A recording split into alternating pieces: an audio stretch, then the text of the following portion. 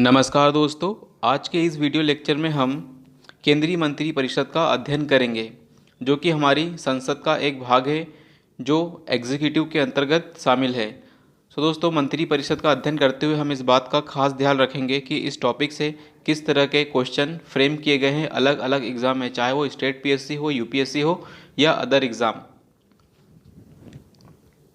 चलिए दोस्तों, पहले हम शुरुआत नोट्स पढ़ने से करते हैं और नोट्स पढ़ने के बाद हम देखेंगे जो एमसीक्यू पूछे गए हैं। तो जितने भी प्रीवियस ईयर में क्वेश्चन पूछे गए हैं दोस्तों, उनका अध्ययन करेंगे। तो केंद्रीय मंत्री परिषद में प्रधानमंत्री, कैबिनेट मंत्री, राज्य मंत्री और उप मंत्री होते हैं। दोस्तों, हमने क्या देखा कि जब भी हमारी सरकार का निर्माण होता है तो सरकार में एक मंत्री परिषद होती है जो कि क्या है, विधायिका के प्रति जवाबदेह होती है, रिस्पॉन्सिबल टू द लेजिस्लेशन। इसके अंदर क्या होता है, मंत्री परिषद होती है। अब केंद्रीय मंत्री परिषद में क्या है दोस्तों, केंद्रीय मंत्री परिषद में हम प्रधानमंत्री, कैबिनेट मंत्री, राज्य मंत्री और उप मंत्री देखते हैं। दोस्तों, राज्य मंत्री दो प्रकार के होते हैं। एक तो होता है स्वतंत्र प्रभार वाला राज्य मंत्री और एक होता है किसी मिनिस्टर के अंतर्गत काम करने वाला राज्य मंत्री। दोस्तों, आर्टिकल 74 के अनुसार क्या है, राष्ट्रपति को सहायता और सलाह देने के लिए एक मंत्री परिषद होगी जिसका प्रधानमंत्री होगा। दोस्तों, हम सभी को पता है कि आर्टिकल 74 में क्या है, मंत्री परिषद की बात की गई है और जिसका प्रधान क्या होगा, प्रधानमंत्री होगा। राष्ट्रपति अपने कृत्यों का प्रयोग करने में मंत्री परिषद की सलाह से कार्य करेगा। राष्ट्रपति क्या है दोस्तों, अपने सभी कार्यों का प्रयोग करते समय मंत्री परिषद की सलाह से काम करेगा। 42वें संविधान संशोधन अधिनियम 1976 द्वारा इसे शामिल किया गया। मतलब इसमें बात की गई है कि जो राष्ट्रपति है, मंत्री परिषद जो है उसकी सलाह को मानेगा। परंतु राष्ट्रपति मंत्री परिषद से ऐसी सलाह पर साधारणतः या अन्यथा पुनर्विचार करने की अपेक्षा कर सकता है। तो 44वें संविधान संशोधन में क्या किया गया दोस्तों, इस बात का प्रावधान किया गया कि प्रधानमंत्री सलाह पर यदि किसी भी प्रकार की सलाह दी है मंत्री परिषद ने और यदि राष्ट्रपति चाहते हैं कि इस पर पुनर्विचार किया जाए, तो इस बात का प्रावधान हमें 44वें संविधान संशोधन के अनुरूप किया गया है। अनुच्छेद 75(1) के अनुसार प्रधानमंत्री की नियुक्ति क्या है, राष्ट्रपति करेगा। तो दोस्तों, आर्टिकल 75 में कहा गया है कि जो प्रधानमंत्री की नियुक्ति है राष्ट्रपति करेगा और अन्य मंत्रियों की नियुक्ति प्रधानमंत्री की सलाह से करेगा। तो राष्ट्रपति क्या है दोस्तों, प्रधानमंत्री की नियुक्ति भी करता है और अन्य मंत्रियों की नियुक्ति भी कौन करता है, राष्ट्रपति करता है। लेकिन अन्य जितने भी मंत्री हैं उनकी नियुक्ति के लिए राष्ट्रपति क्या है, प्रधानमंत्री से सलाह करेगा। आर्टिकल 75(1) क में बोला गया है कि मंत्री परिषद में प्रधानमंत्री सहित मंत्रियों की कुल संख्या क्या होगी, कुल सदस्य संख्या का 15% से अधिक नहीं होगी। तो दोस्तों, हमारी जो मंत्री परिषद है, हमारी मंत्री परिषद में अधिकतम कितने लोग आ सकते हैं, इसका प्रावधान किया गया है कि 15% से अधिक नहीं होंगे। और किसका 15%, हमारी जो लोकसभा की कुल सदस्य संख्या है। तो दोस्तों, लोकसभा की कुल सदस्य संख्या कितनी है, 450, लेकिन करंट में 445, सॉरी दोस्तों, 400 नहीं 545 है। तो लोकसभा की जितनी भी सदस्य संख्या है, तो मान लो हमने माना कि 100 सदस्य संख्या है, तो इस संख्या का 15% ही क्या है दोस्तों, मंत्री परिषद बन सकते हैं, मंत्री परिषद के अंदर लोग आ सकते हैं। तो आर्टिकल 75 में क्या गया, आर्टिकल 75(1) सब क्लास क, इसके अंदर कहा गया है कि 15% से अधिक नहीं होगी। तो बस इतना याद रखना है कि 15% से अधिक नहीं होगी मंत्री परिषद के अंदर सदस्यों की संख्या। और इसे जोड़ा गया है 91वां संविधान संशोधन 2003 के द्वारा। अनुच्छेद 75(2) के अनुसार कोई भी मंत्री राष्ट्रपति के प्रसाद पर्यंत पद धारण करता है। तो इस आर्टिकल के अनुसार क्या कहा गया है, राष्ट्रपति के प्रसाद पर्यंत है ना अपना पद धारण करेगा। तो कोई भी मंत्री हो चाहे प्रधानमंत्री हो, वे क्या है, राष्ट्रपति के प्रसाद पर्यंत पद धारण करते हैं। अनुच्छेद 75(3) में कहा गया है कि मंत्री परिषद लोकसभा के प्रति सामूहिक रूप से उत्तरदायी होगी। तो आर्टिकल 75 में कहा गया है दोस्तों कि जो मंत्री परिषद है लोकसभा के प्रति सामूहिक रूप से उत्तरदायी होगी, कलेक्टिव रिस्पॉन्सिबिलिटी की बात की गई है। संविधान के अंदर संविधान में मंत्रिमंडल शब्द का प्रयोग केवल अनुच्छेद 352 के खंड 3 में किया गया है। तो दोस्तों क्या है, संविधान के अंदर जो मंत्रिमंडल शब्द की हम बात करेंगे, इसका प्रयोग केवल और केवल आर्टिकल 352 के अनुसार 52 में किया गया है। कैबिनेट मंत्री या मंत्रिमंडल प्रधानमंत्री सहित कैबिनेट स्तर के मंत्रियों की परिषद होती है। तो क्या है, कैबिनेट या मंत्रिमंडल क्या होता है, प्रधानमंत्री की अध्यक्षता में या प्रधानमंत्री की नेतृत्व में कैबिनेट स्तर के जितने भी मंत्री होते हैं उनकी परिषद होती है। प्रधानमंत्री उत्तरदायित्व के कारण जो है मंत्री उत्तरदायित्व क्या है, मिनिस्टीरियल रिस्पॉन्सिबिलिटी के कारण क्या है, जितने भी अधिकारी हैं अधिकारी अनामता के सिद्धांत से संरक्षित होते हैं। सो दोस्तों यहाँ सिविल सर्वेंट की बात की जा रही है। हमारे जो मंत्री लोग हैं क्या है दोस्तों, इलेक्टेड मेंबर होते हैं, जबकि जितने भी सिविल सर्वेंट हैं वो सिलेक्टेड लोग होते हैं, वो किसी न किसी प्रतियोगी परीक्षा का हिस्सा होकर सरकार का हिस्सा बनते हैं। इसलिए जितने भी अधिकारी हैं दोस्तों वे अनामिता का सिद्धांत का पालन करते हैं, मतलब वे गुमनाम होकर अपना कार्य करते हैं, और यदि किसी भी प्रकार की गड़बड़ी होती है तो उसकी रिस्पॉन्सिबिलिटी किसके पास जाती है, मंत्रियों के पास जाती है। अधिकारियों के द्वारा किए गए जितने भी कार्य हैं उनकी जिम्मेदारी क्या है, अंतिम रूप से मंत्री की होती है। केंद्रीय कैबिनेट सचिवालय सीधे प्राइम मिनिस्टर के अधीन होता है। सो दोस्तों हमारा ये प्रीलिम्स फैक्ट भी है कि जो हमारा केंद्रीय कैबिनेट सचिवालय है, जो भी हमारा कैबिनेट सेक्रेटरीट है वो सीधे प्रधानमंत्री के अधीन होता है। इसका प्रशासनिक प्रमुख कौन होता है, कैबिनेट सचिव होता है, जो कि टॉप मोस्ट IAS ऑफिसर होता है। सिविल सर्विसेज बोर्ड का पदेन अध्यक्ष भी होता है। सो दोस्तों हमारा जो कैबिनेट सचिव है, सिविल सर्विसेज बोर्ड का पदेन अध्यक्ष मतलब एक्स ऑफिशियो चेयरमैन, हमारा जो कैबिनेट सचिव है सिविल सर्विसेज बोर्ड का एक्स ऑफिशियो चेयरमैन भी होता है। तो दोस्तों इस पर ऑलरेडी एक MCQ फ्रेम किया जा चुका है UPSC के द्वारा कि जो कैबिनेट सचिव है सिविल सर्विसेज बोर्ड का पदेन अध्यक्ष होता है। आर्टिकल 75(5) में कहा गया है कि कोई भी मंत्री जो निरंतर 6 माह की किसी अवधि तक संसद के किसी सदन का सदस्य नहीं है, उस अवधि की समाप्ति के बाद मंत्री नहीं रहेगा। इसका मतलब यह है दोस्तों कि कोई भी व्यक्ति क्या है, उसे 6 महीने के अंदर किसी भी सदन का सदस्य बनना होगा। यदि 6 महीने के अंदर किसी भी सदन का सदस्य नहीं बनता है तो उसकी सदस्यता या उसका मंत्री पद पर बने रहना समाप्त हो जाता है। प्रधानमंत्री तथा अन्य मंत्रियों को शपथ राष्ट्रपति दिलाता है। तो शपथ दिलाने का काम किसका है, राष्ट्रपति का। तो चाहे प्रधानमंत्री हो चाहे बाकी मंत्री हो, उन सभी को शपथ दिलाने का काम क्या है, राष्ट्रपति का कर्तव्य है।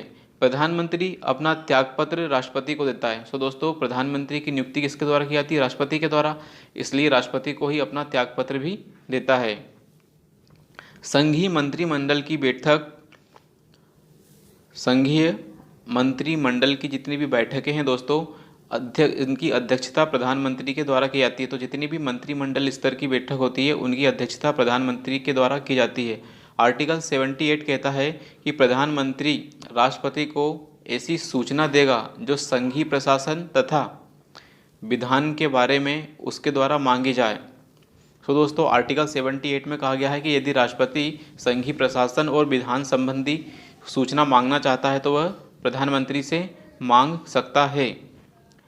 तो दोस्तों 1947 के अंदर क्या है, केंद्र में मंत्रालयों की संख्या कितनी थी, 18 थी। तो शुरुआत में हमारे पास 18 मंत्रालय थे, लेकिन अब यदि बात करें तो आज हमारे पास 51 मंत्रालय हैं। तो 51 या इससे अधिक भी हो सकते हैं दोस्तों, 51 मंत्रालय हैं आज, क्योंकि दोस्तों जैसे जैसे हम आगे बढ़ते गए वैसे वैसे हमारे पास सरकार का कार्यभार बढ़ता गया और साथ ही नए नए मंत्रालयों का गठन भी किया गया। तो दोस्तों हमने नोट्स पढ़ा और नोट्स पढ़ के देखा कि इसके अंदर कौन कौन से आर्टिकल है मंत्रिमंडल के अंदर। अब हम MCQ देखेंगे और देखेंगे किस तरह के MCQ इस टॉपिक से फ्रेम किए गए हैं। निम्नलिखित पर विचार कीजिए।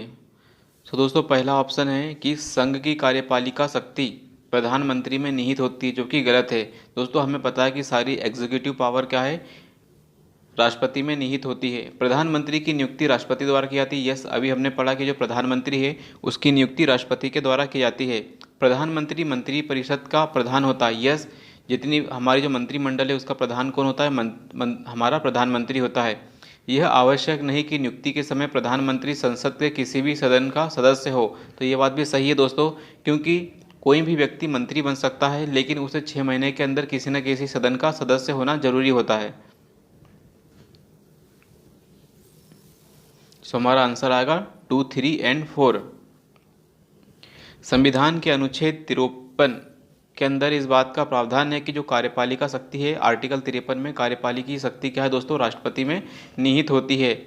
वह इसका प्रयोग संविधान के अनुसार करता है अपने अधीनस्थ अधिकारियों के द्वारा। अधीनस्थ अधिकारियों मतलब मंत्रिपरिषद, जो कि जिसकी अध्यक्षता क्या है, जिसका प्रधान कौन होता है? प्रधानमंत्री। अनुच्छेद 74(1) में कहा गया है, आर्टिकल 53 में क्या कहा गया है कि कार्यपालिकी शक्ति राष्ट्रपति में निहित होगी। आर्टिकल 74 में कहा गया है कि जो प्रधानमंत्री है उसकी अध्यक्षता में एक मंत्रिपरिषद होगी। तो मंत्रिपरिषद का प्रधान कौन होगा? प्रधानमंत्री। आर्टिकल 75(1) में कहा गया है, 74(1) में कहा गया है मंत्रिपरिषद होगी, इसका प्रधान प्रधानमंत्री होगा। आर्टिकल 75(1) में कहा गया है कि जो प्रधानमंत्री है उसकी नियुक्ति राष्ट्रपति के द्वारा की जाएगी। तो आर्टिकल 75 प्रधानमंत्री की नियुक्ति राष्ट्रपति के द्वारा। आर्टिकल 75 का सब क्लॉज 5 कहता है कि कोई भी व्यक्ति यदि संसद का सदस्य नहीं है तब भी वह प्रधानमंत्री बन सकता है। मतलब मैं भी प्रधानमंत्री बन सकता हूँ, लेकिन और मंत्रिपरिषद में शामिल भी हो सकता हूँ, लेकिन मुझे 6 महीने के अंदर किसी भी तरीके से सदन की सदस्यता हासिल करनी होगी। और दोस्तों हम सभी को पता है कि सदस्यता कैसे हासिल की जाती है। या तो आपको लोकसभा या राज्यसभा का सदस्य होना पड़ेगा। इसके लिए आपके पास कुछ योग्यताएं होनी चाहिए। यदि लोकसभा का सदस्य होना है तो आपको किसी न किसी तरीके से क्या है, इलेक्टेड मेंबर होना चाहिए आम चुनाव में। यदि आप राज्यसभा में जा रहे हो तो विधानमंडलों से आपको निर्वाचित होकर राज्यसभा में जाना होगा, या तो फिर आपका नॉमिनेशन किया गया हो, क्योंकि राज्यसभा में 12 सदस्यों को क्या है दोस्तों, राष्ट्रपति नॉमिनेट करता है। किसी न किसी रूप में आपको दोनों सदन का सदस्य होना ही पड़ेगा।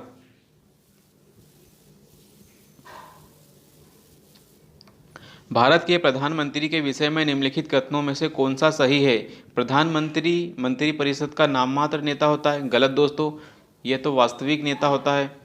वह संसद के प्रति उत्तरदायी नहीं है। दोस्तों प्रधानमंत्री तो संसद के प्रति उत्तरदायी है, क्योंकि executive is the responsible to the legislation. वह अपने मंत्रियों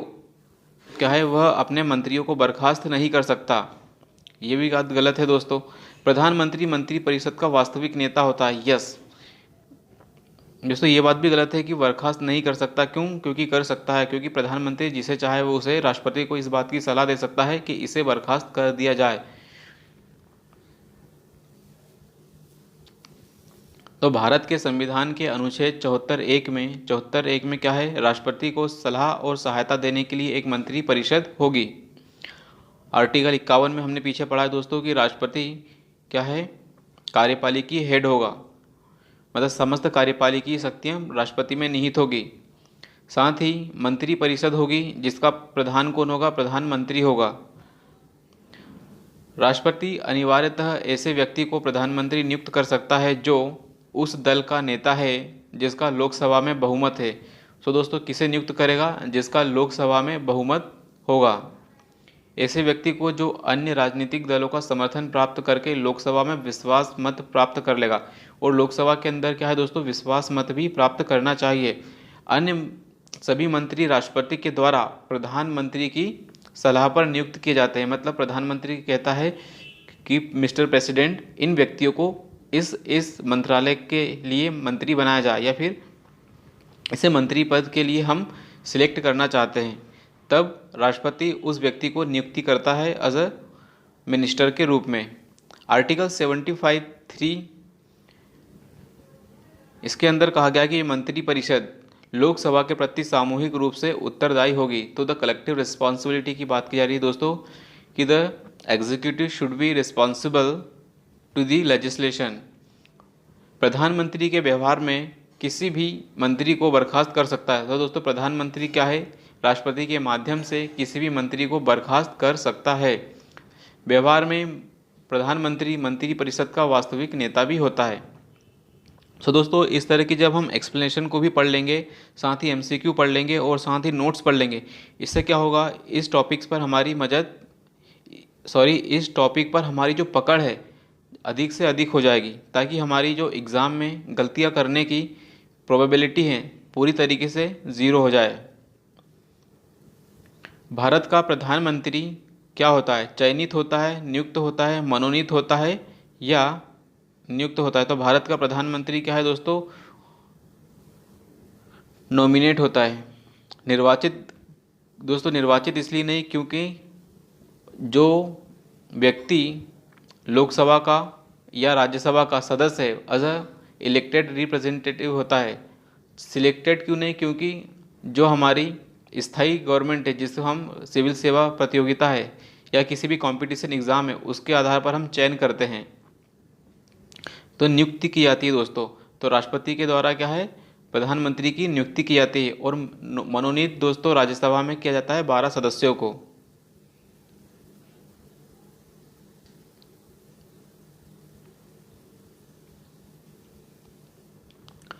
भारत का प्रधानमंत्री मुख्य है किसका? राज्य सरकार का, केंद्र सरकार का, राज्य और केंद्रीय दोनों सरकार का। सो दोस्तों, हेड ऑफ गवर्नमेंट होता है। हेड ऑफ गवर्नमेंट कौन होता है? हमारा प्राइम मिनिस्टर। और हेड ऑफ स्टेट होता है हमारे प्रेसिडेंट। तो हमें इस चीज़ को याद रखना होगा कि हेड ऑफ गवर्नमेंट कौन होता है? प्रधानमंत्री। हेड ऑफ स्टेट कौन होता है? राष्ट्रपति। आर्टिकल 74 के अनुसार राष्ट्रपति को सहायता और सलाह देने के लिए एक मंत्री परिषद होगी। तो आर्टिकल 74 क्या बोलता है कि एक मंत्री परिषद होगी जो राष्ट्रपति को सलाह देने का काम करेगी। और इस मंत्री परिषद का प्रधान कौन होगा? प्रधानमंत्री होगा। भारत का प्रधानमंत्री केंद्रीय सरकार का व्यवहारिक प्रमुख होता है, वास्तविक हेड होता है। यह लोकसभा में बहुमत प्राप्त दल का नेता होता है। कौन होता है दोस्तों? बहुमत प्राप्त दल का नेता। जैसे अभी बीजेपी में लोकसभा में बहुमत है बीजेपी का, और उसके लोकप्रिय नेता क्या है? नरेंद्र मोदी जी हैं। संविधान के अनुच्छेद 78 में प्रावधान है कि उत्तरदायित्वों का, किसके उत्तरदायित्व का प्रावधान है आर्टिकल 78 में? तो आर्टिकल 78 बात करता है प्राइम मिनिस्टर के बारे में। आर्टिकल 78 बोलता है प्राइम मिनिस्टर के बारे में। प्राइम मिनिस्टर का यह कर्तव्य होगा कि वह संघ के क्रियाकलापों के प्रशासन संबंधी और विधान संबंधी जितनी भी प्रस्तावनाएं हैं, मंत्रिपरिषद के सभी विनिश्चय हैं, राष्ट्रपति को संसूचित करेगा। सो दोस्तों, जितने भी हम देखते हैं कि हमारी जो एग्जीक्यूटिव के द्वारा प्रशासन संबंधी और विधान संबंधी जितने भी काम किए जा रहे हैं, उन्हें राष्ट्रपति को सूचित किया जाएगा। संघ के जितने भी कार्यकलाप हैं, उनके प्रशासन संबंधी और विधान संबंधी प्रस्तावना को जो जानकारी राष्ट्रपति मांगे उसको भी देना होगा। तो यदि राष्ट्रपति किसी भी प्रकार की जानकारी मांग रहा है दोस्तों, तो प्रधानमंत्री का यह कर्तव्य होगा कि उसे राष्ट्रपति को प्रदान की जाए। किसी विषय को जिस पर मंत्री ने विनिश्चय कर लिया है किंतु मंत्री परिषद ने विचार नहीं किया, राष्ट्रपति द्वारा अपेक्षा किए जाने पर मंत्री परिषद के समक्ष विचार के लिए रखता है। सो दोस्तों, इसमें क्या होता है कि यदि कोई मंत्री है लेकिन मंत्री परिषद ने उस मंत्री के विचार को माना नहीं है, तो राष्ट्रपति के समक्ष यदि कोई मंत्री जाता है, कहता है कि मंत्री परिषद के अंदर इस विचार को रखा जाए, तो इस हेतु भी राष्ट्रपति क्या है, काम कर सकता है। कैबिनेट का तात्पर्य है कैबिनेट स्तर के मंत्री। सो दोस्तों, कैबिनेट का मतलब होता है जितने भी कैबिनेट स्तर के मंत्री होते हैं। कैबिनेट या मंत्रिमंडल प्रधानमंत्री सहित कैबिनेट स्तर के मंत्रियों की एक परिषद होती है, जबकि मंत्रिपरिषद में प्रधानमंत्री एवं कैबिनेट स्तर के मंत्री सहित राज्य मंत्री और उप मंत्री भी शामिल होते हैं। मंत्रिमंडल का उल्लेख मात्र अनुच्छेद 352 में 44वें संविधान संशोधन से। तो हम देखते हैं कि आर्टिकल 352 में ही हमें मंत्रिमंडल का उल्लेख मिलता है।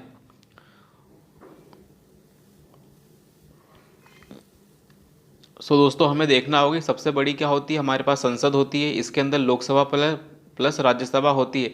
लेकिन लोकसभा और राज्यसभा की यदि बात करें तो सबसे बड़ी लोकसभा होती है, जो कि अस्थायी सदन होता है, लेकिन इसके अंदर दोस्तों सभी पार्टियों के सदस्य बैठते हैं।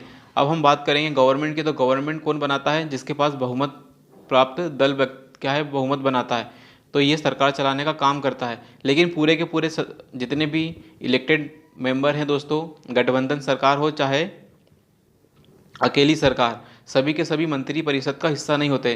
तो फिर मंत्री परिषद का गठन किया जाता है, जिसमें क्या होता है कि 15% कुल सदस्य संख्या का 15% नहीं होना चाहिए। अब इसके अंदर भी दोस्तों एक कैबिनेट स्तर के मंत्री होते हैं, जो कैबिनेट स्तर के मंत्री होते हैं, और उसके अंदर भी छोटी सी एक किचन कैबिनेट होती है। तो जो टॉप लेवल के डिसीजन लिए जाते हैं दोस्तों, वो क्या किए जाते हैं?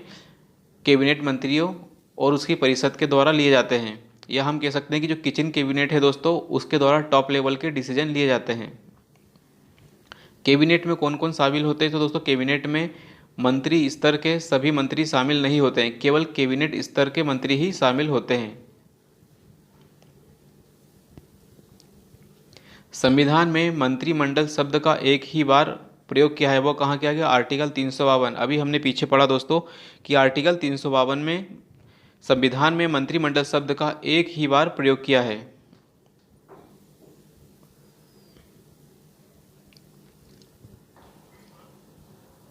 संघ सरकार के संदर्भ में निम्नलिखित कथनों पर विचार कीजिए। एन गोपाल स्वामी अयंगर, इनकी एक समिति थी, इन्होंने सुझाव दिया था कि किसी मंत्री और किसी सचिव को प्रशासनिक सुधार करने और उसे बढ़ावा देने के लिए पूर्णतः नामित किया जाना चाहिए। सो दोस्तों क्या है? पूर्णतः नामित नहीं किया जाना चाहिए, इसकी ये गलत है। जब भी हम देखेंगे कि पूर्णतः, कंप्लीटली, ये जो एक्सट्रीम लेवल के शब्द होते हैं दोस्तों, वे अक्सर गलत होते हैं। प्रशासनिक सुधार आयोग 1966 की रिकमेंडेशन के आधार पर 1970 में कार्मिक विभाग का गठन किया गया था और इसे प्रधानमंत्री के प्रभार के अधीन रखा गया था। सो दोस्तों ये क्या है? एक प्रकार से पॉजिटिव कोनोटेशन धारण किए हुए है ये स्टेटमेंट, तो ये इसके ऊपर हम तुक्का भी लगा सकते हैं। तो ये आंसर क्या है? राइट है। दोस्तों ये 2021 का क्वेश्चन है यूपीएससी का। एन गोपाल स्वामी अयंगर संविधान सभा की प्रारूप समिति के एक सदस्य थे। सो दोस्तों हमें पता है कि ड्राफ्टिंग कमेटी में क्या है, टोटल 7 मेंबर थे, जिसकी अध्यक्षता किसने की थी? डॉक्टर BR अम्बेडकर जी ने। तो एन गोपाल स्वामी अयंगर संविधान सभा की प्रारूप समिति के एक सदस्य थे, जिन्होंने 1950 में अपनी रिपोर्ट केंद्र सरकार की कमिश्नरी का पुनर्गठन इसके नाम से प्रस्तुत की, जिसमें मंत्रियों के समूह या ब्यूरो बनाए जाने और कार्मिकों की क्षमताओं में सुधार तथा एक संगठन और उसकी प्रक्रियाएं, इसके संबंध में अपनी अनुशंसाएं की थी। तो ये बात सही है। तो इसके अंदर कार्मिकों की क्षमताओं में सुधार की बात की थी। यस। प्रशासनिक सुधार आयोग 1966 ने 1969 में भारत सरकार की मशीनरी पर अपनी रिपोर्ट प्रस्तुत की। प्रधानमंत्री के प्रत्यक्ष प्रभार के तहत एक पृथक कार्मिक विभाग गठन करने की अनुशंसा की। सो दोस्तों क्या है? प्रशासनिक सुधार आयोग आया 1966 में, 69 में अपनी रिपोर्ट दी, और रिपोर्ट में कहा गया कि एक अलग से पृथक कार्मिक विभाग का गठन किया जाना चाहिए। कार्मिक विभाग का गठन किया जाना चाहिए। इसके अनुसार 1970 में एक नए कार्मिक विभाग का गठन किया गया कैबिनेट सचिवालय के तहत। तो हमारा जो कार्मिक विभाग क्या है दोस्तों? कैबिनेट सचिवालय के अधीन है, जो कि प्रधानमंत्री के प्रभार में रहता है। इसे कार्मिक और प्रशासनिक सुधार विभाग के नाम से अब जाना जाता है। 1977 में इस विभाग को कैबिनेट सचिवालय से हटाकर अब गृह मंत्रालय के तहत ला दिया गया है। तो दोस्तों अब हमें याद रखना होगा कि जो भी हमारा कार्मिक और प्रशासनिक सुधार विभाग है, कार्मिक और प्रशासनिक सुधार विभाग है, अब क्या है? गृह मंत्रालय के अधीन। फिर क्या है? 1985 में गृह मंत्रालय से स्थानांतरित करके इसे प्रधानमंत्री के स्वतंत्र प्रभार के तहत कर दिया। मार्च 1985 में इसे कार्मिक एवं प्रशिक्षण, प्रशासनिक सुधार, लोक शिकायत और पेंशन मंत्रालय में परिवर्तित कर दिया। सो दोस्तों हमने देखा कि अब फाइनली ये क्या जो विभाग था अब हमारा एक मंत्रालय के रूप में ढल गया है। और जिसका समग्र प्रभार क्या है, प्रधानमंत्री के तहत ही है। तो अब दोस्तों हमें याद रखना है फाइनली जो आखिरकार क्या बना, तो आखिर में हमारा ये बना कार्मिक एवं प्रशिक्षण प्रशासनिक सुधार, कार्मिक एवं प्रशिक्षण प्रशासनिक सुधार, लोक शिकायतें और पेंशन मंत्रालय इसमें परिवर्तित कर दिया गया है और इसका पूरा का पूरा प्रभार क्या है दोस्तों, प्रधानमंत्री के अधीन है।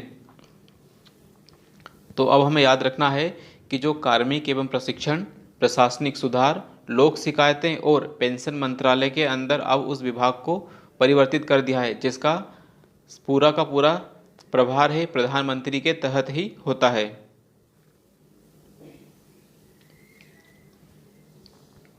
संघ सरकार के संदर्भ में विचार कीजिए। कैबिनेट सचिव की सलाह पर प्रधानमंत्री के द्वारा भारत सरकार के मंत्रालयों या विभागों का सृजन किया जाता है।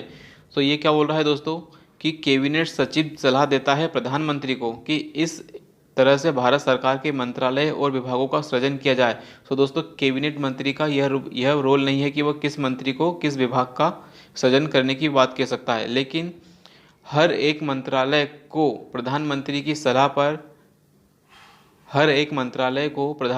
सलाह पर भारत के राष्ट्रपति के द्वारा किसी मंत्री को प्रदान किया जाएगा। यस, तो दोस्तों कौन सा मंत्रालय किस मंत्री को मिलेगा, इस बात का विनिश्चय कौन करता है, भारत के प्राइम मिनिस्टर, और राष्ट्रपति के सलाह से उसे मंत्री के रूप में शपथ दिलाई जाती है भारत के राष्ट्रपति के द्वारा। तो दोस्तों ये यूपीएससी का क्वेश्चन है। एक्सप्लेनेशन पढ़ लेते हैं।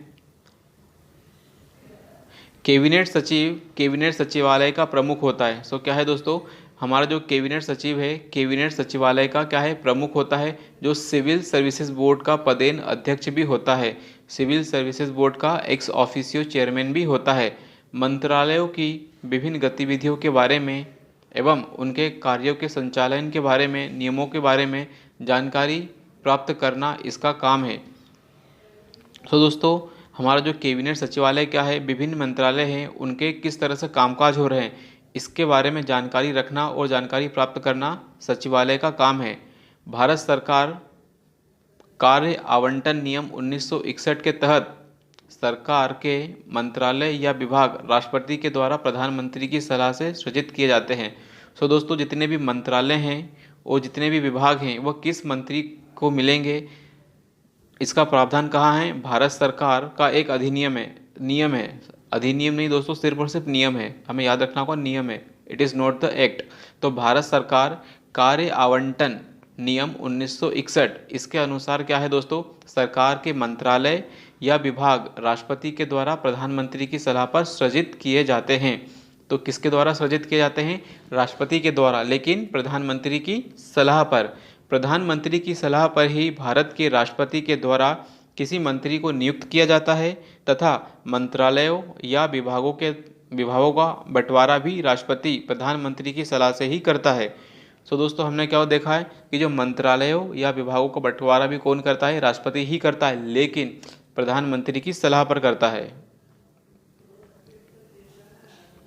संसदीय शासन में वास्तविक कार्यपालिकी शक्ति किसमें होती है, तो वास्तविक कार्यपालिकी शक्ति प्रधानमंत्री में होती है, क्योंकि हमारा प्रेसिडेंट क्या है, नॉमिनल हेड होता है और प्राइम मिनिस्टर क्या होता है, रियल हेड होता है या हेड ऑफ गवर्नमेंट होता है।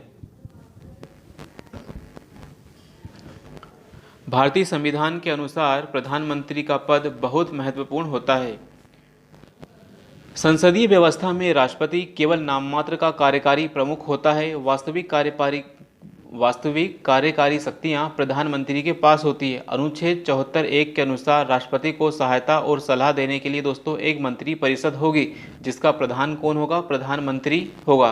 राष्ट्रपति अपने कृत्यों का प्रयोग करने में ऐसी सलाह के अनुसार काम करेगा। सो दोस्तों क्या है, राष्ट्रपति जितने भी काम करेगा वह प्रधानमंत्री और उसकी मंत्री परिषद की सलाह से काम करेगा। राष्ट्रपति भारत सरकार का कार्य अधिक सुविधा पूर्वक किए जाने के लिए और मंत्रियों में उक्त कार्य के आवंटन के लिए नियम बनाएगा। तो यस दोस्तों क्या करेगा, राष्ट्रपति नियम बनाएगा, लेकिन क्या है, मंत्री परिषद के सहायता से। भारत सरकार की समस्त कार्यपालिकीय शक्ति, जितनी भी कार्यपालक शक्तियां हैं उनकी कार्यवाहियां हैं प्रधानमंत्री के नाम से की हुई कही जाएगी।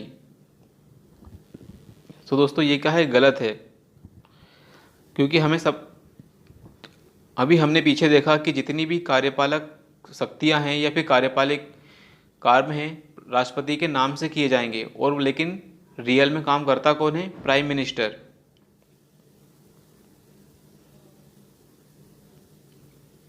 भारतीय संविधान के अनुच्छेद 77 आर्टिकल 77 में उल्लेख किया गया है कि भारत सरकार की समस्त कार्यपालिकी शक्तियां क्या हैं, राष्ट्रपति के नाम से होंगी। आर्टिकल 77 का सब क्लॉज 3, 77 का सब क्लॉज 1 क्या बोलता है कि जितनी भी कार्यपालिकी शक्तियां हैं और जितने भी काम हैं राष्ट्रपति के नाम से किए जाएंगे। और आर्टिकल सब क्लॉज 3 बोलता है 77 का ही कि राष्ट्रपति भारत सरकार का कार्य अधिक सुविधापूर्वक किए जाने के लिए और मंत्रियों को उक्त कार्य आवंटन करने के लिए नियम बनाएगा। तो कौन नियम बनाएगा, राष्ट्रपति ही नियम बनाएगा। यदि भारत के प्रधानमंत्री संसद के सर्वोच्च सदन के सदस्य हैं, क्या है, उच्च सदन मतलब राज्यसभा के सदन है, तो वे क्या कर सकते हैं, वे अविश्वास प्रस्ताव की स्थिति में अपने पक्ष में वोट नहीं दे सकते। वे निम्न सदन में बजट पर नहीं बोल सकते, बिल्कुल बोल सकते हैं। वे केवल उच्च सदन में ही वक्तव्य दे सकते हैं, ये तो बिल्कुल ही नॉनसेंस क्वेश्चन, नॉनसेंस है। उन्हें प्रधानमंत्री पद की शपथ ग्रहण करने के 6 माह के बाद निम्न सदन का सदस्य बनना पड़ेगा। तो दोस्तों ऐसा भी कोई कंपल्सन नहीं है।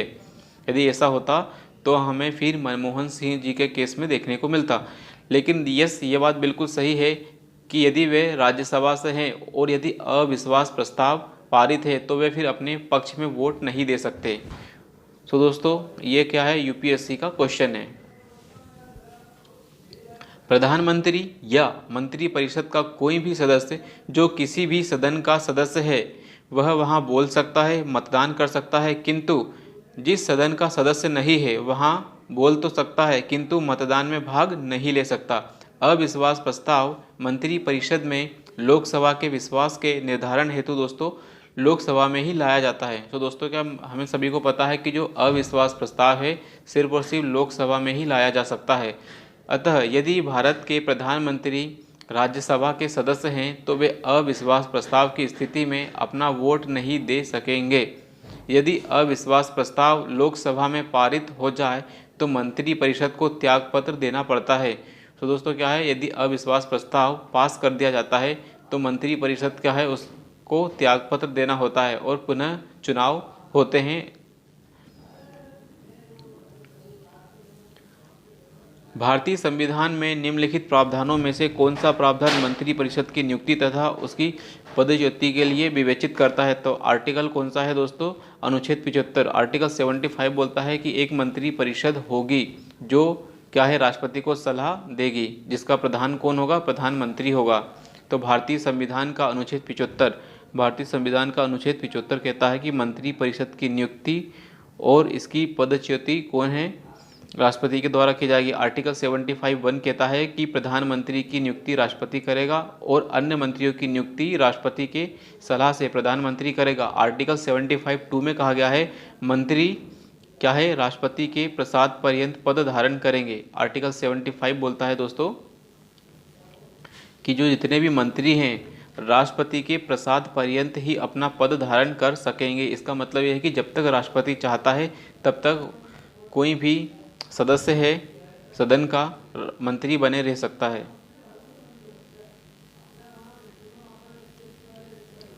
आमतौर पर भारत के प्रधानमंत्री होते हैं लोकसभा के सदस्य। तो आमतौर पर क्या है, हम देखते हैं कि जितने भी प्रधानमंत्री हैं वे सभी क्या है, लोकसभा के सदस्य होते हैं। संविधान के अनुसार प्रधानमंत्री दोनों सदन में से किसी भी एक सदन का सदस्य हो सकता है, लेकिन आमतौर पर यह देखा गया है दोस्तों कि यह क्या है, लोकसभा का ही सदस्य होता है, क्योंकि लोकसभा को जनता के सदन के रूप में जाना जाता है। जनता के द्वारा प्रत्यक्ष रूप से निर्वाचित निकाय है हमारा लोकसभा, और वह लोकतांत्रिक ढंग से निर्वाचित सरकार का प्रतिनिधित्व भी करता है। क्या है, लोकतांत्रिक ढंग से निर्वाचित सरकार की हम बात करेंगे, और निर्वाचित सरकार ही क्या है दोस्तों, जनता का प्रतिनिधित्व करती है। फिर भी राज्यसभा से प्रधानमंत्री बनाए जाने पर कोई भी प्रतिबंध नहीं है, लेकिन ज़्यादा लोकतांत्रिक व्यवस्था यही होगी कि हमारा जो प्राइम मिनिस्टर है वह लोकसभा का सदस्य हो। भारत के प्रधानमंत्री की नियुक्ति करते समय यह जरूरी नहीं है कि वह सदन के दोनों सदनों में से किसी भी एक का सदस्य हो, परंतु उसे 6 माह के अंदर आवश्यक रूप से दोनों सदनों में से किसी एक का सदस्य हो जाना चाहिए। सो दोस्तों, पहला ही स्टेटमेंट क्या है हमारा पूरी तरीके से सही है कि यदि हम किसी भी व्यक्ति को प्रधानमंत्री के रूप में नियुक्त कर रहे हैं तो शुरुआत में यह जरूरी नहीं है कि उस व्यक्ति को या तो लोकसभा का या राज्यसभा का सदस्य होना ही होगा, लेकिन 6 महीने के अंदर अंदर उसे किसी न किसी सदन की सदस्यता धारण करनी ही होगी, अन्यथा 6 माह के बाद वह व्यक्ति क्या है, प्रधानमंत्री के पद से इस्तीफा देगा। तो दोस्तों, ये है यूपीएससी का क्वेश्चन। राष्ट्रपति के द्वारा उस व्यक्ति को प्रधानमंत्री के रूप में नियुक्त किया जाता है जिसे लोकसभा में क्या है, बहुमत प्राप्त होता है, और वह क्या होता है, बहुमत प्राप्त दल का एक नेता होता है। प्रधानमंत्री की नियुक्ति करते समय किसी सदन का सदस्य होना उसके लिए जरूरी नहीं है, लेकिन आर्टिकल 75 सब क्लॉज 5 में कहा गया है कि प्रधानमंत्री के पद के ऊपर नियुक्त किए गए व्यक्ति को 6 माह के अंदर अंदर क्या है, किसी न किसी सदन का सदस्य बन जाना जरूरी है।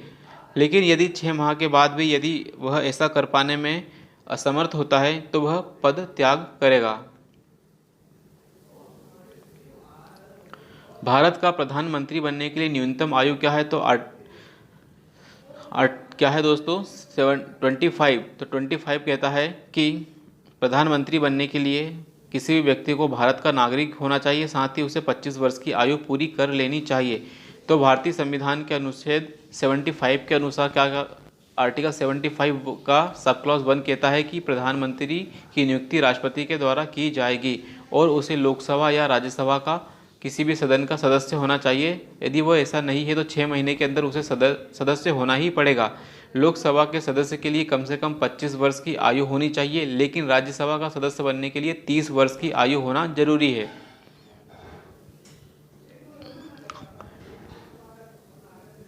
प्रधानमंत्री को लोकसभा के द्वारा चुना जाता है, संसद के द्वारा चुना जाता है, राष्ट्रपति के द्वारा नियुक्त किया जाता है। तो दोस्तों, पूछा गया है कि प्रधानमंत्री को क्या है, राष्ट्रपति के द्वारा नियुक्त किया जाता है। तो प्रधानमंत्री को राष्ट्रपति के द्वारा नियुक्त किया जाता है आर्टिकल 75(1) के अनुसार। तो आर्टिकल 75(1) आर्टिकल 75(1) बोलता है कि भारत का जो प्रधानमंत्री है उसे राष्ट्रपति के द्वारा नियुक्त किया जाएगा। सामान्यतः राष्ट्रपति बहुमत प्राप्त पार्टी के द्वारा नामित व्यक्ति को, जो किसी भी सदन का व्यक्ति हो सकता है, उसे प्रधानमंत्री के रूप में नियुक्त किया जाता है। लेकिन तदपि लोकसभा में किसी भी दल का पूर्ण बहुमत न होने पर यह पूरी तरीके से राष्ट्रपति पर निर्भर करता है कि वह किसे प्रधानमंत्री नियुक्त करे। तो दोस्तों, यदि ऐसी स्थिति बनती है कि किसी भी दल को बहुमत प्राप्त नहीं है तो राष्ट्रपति का विवेक है कि वह किसे सरकार बनाने के लिए आमंत्रित करेगा।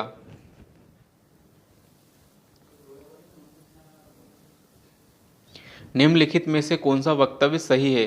भारत का जो प्रधानमंत्री, तो प्रधानमंत्री के बारे में सही वक्तव्य को दोस्तों क्या है, ढूंढना है हमें। तो संसद के दोनों सदनों के सदस्यों में से अपने मंत्रियों का चयन करने के लिए स्वतंत्र है। तो संसद के दोनों सदनों की बात की जाती है, जबकि बात गलत है दोस्तों कि केवल लोकसभा के सदस्यों में से ही उसे चयन करना होगा मंत्री बनाने के लिए। इस विषय में भारत के राष्ट्रपति के साथ उसे उचित परामर्श करके मंत्रिमंडल के सहयोगियों का चयन कर सकता है।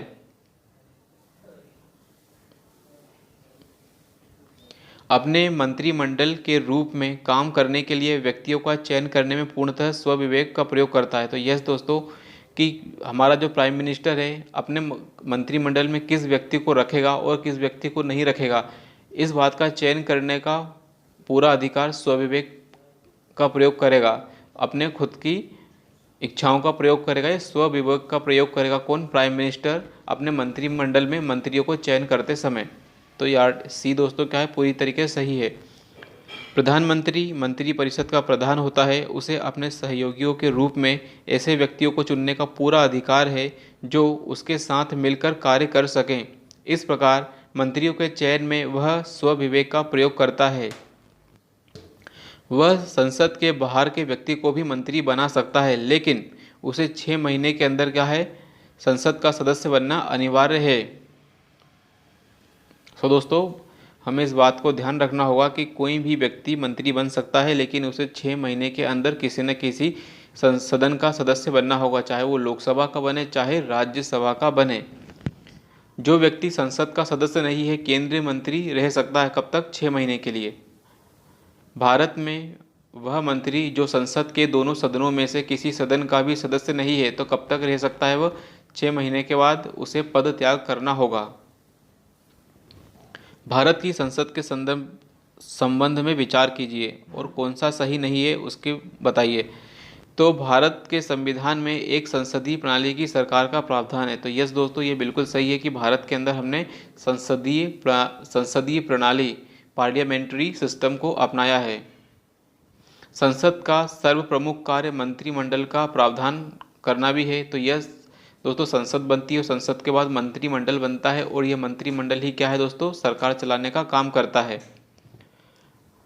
मंत्रिमंडल को लोकप्रिय सदन में, मतलब लोअर हाउस में बहुमत का विश्वास प्राप्त करना चाहिए। यस, तो दोस्तों लोकसभा में क्या है, बहुमत का विश्वास होना चाहिए। लेकिन दोस्तों मंत्रिमंडल की सदस्यता निम्न सदन तक ही सीमित है। तो दोस्तों ये गलत है कि मंत्रिमंडल में केवल निम्न सदन के ही लोग होंगे, तो ये सीमित नहीं है। क्या है दोस्तों, मंत्रिमंडल का जो निम्न सदन तक ही सीमित है, जो कि गलत है, क्योंकि हमने देखा कि राज्यसभा से भी प्राइम मिनिस्टर बन सकता है।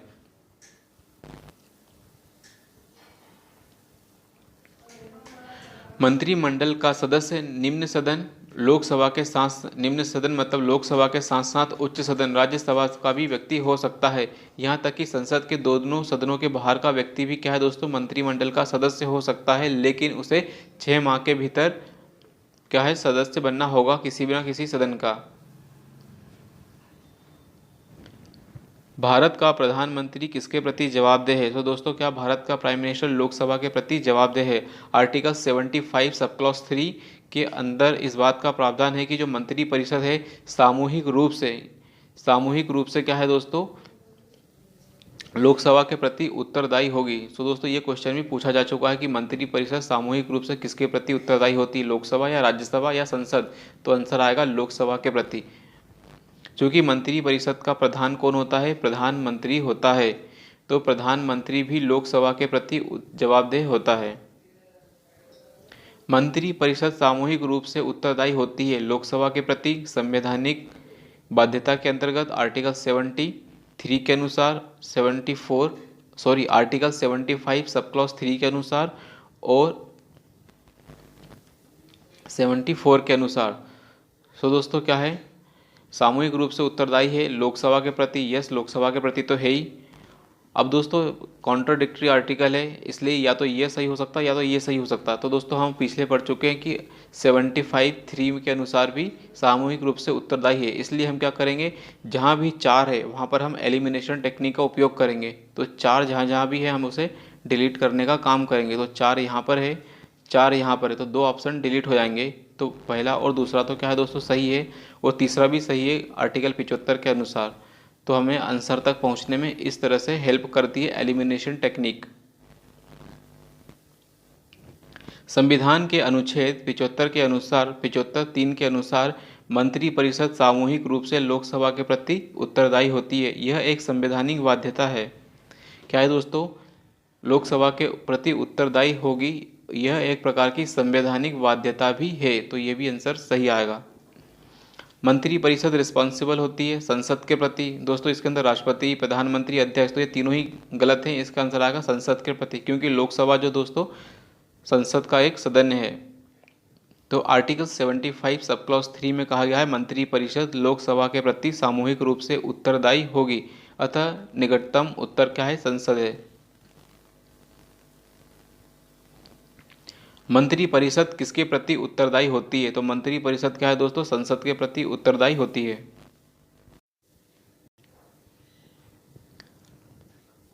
तो दोस्तों मंत्री परिषद क्या है, संसद के प्रति उत्तरदायी होती है। मंत्री परिषद संसद के प्रति उत्तरदायी होती है। और दोस्तों ये क्वेश्चन है एमपीपीएससी में पूछा गया है। मंत्री परिषद सामूहिक रूप से किसके प्रति उत्तरदायी होती है? लोकसभा के प्रति। सो दोस्तों हमने देखा किस तरह से अब रिपीटेशन होगा।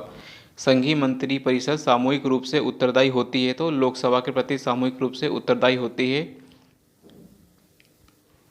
आर्टिकल 75 सब क्लॉज 2 के अनुसार संघीय मंत्री परिषद में मंत्री क्या है, राष्ट्रपति के प्रसाद पर्यंत काम करते हैं। तो आर्टिकल 75 सब क्लॉज 2 में कहा गया है कि जितने भी मंत्री हैं राष्ट्रपति के प्रसाद पर्यंत काम करेंगे। आर्टिकल 75 सब क्लॉज 3 में कहा गया है कि मंत्री परिषद जो है सामूहिक रूप से लोकसभा के प्रति क्या है दोस्तों, उत्तरदायी होगी। भारतीय संविधान के संदर्भ में निम्नलिखित कथनों पर विचार करना है। संघ मंत्री परिषद लोकसभा के प्रति सामूहिक रूप से उत्तरदायी होगी, तो यस बिल्कुल होगी। संघ के मंत्री प्रधानमंत्री के प्रसाद पर्यंत अपना पद धारण करेंगे। दोस्तों गलत है कि जितने भी मंत्री हैं क्या है, राष्ट्रपति के प्रसाद पर्यंत पर अपना पद धारण करेंगे। तो राष्ट्रपति के प्रसाद पर्यंत पर अपना पद धारण करेंगे, इसलिए दूसरा गलत है।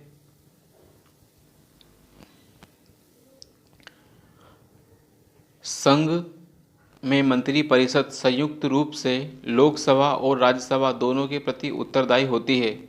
सो दोस्तों पहला क्या है, बिल्कुल गलत है। सिर्फ और सिर्फ लोकसभा के प्रति उत्तरदायी होती है।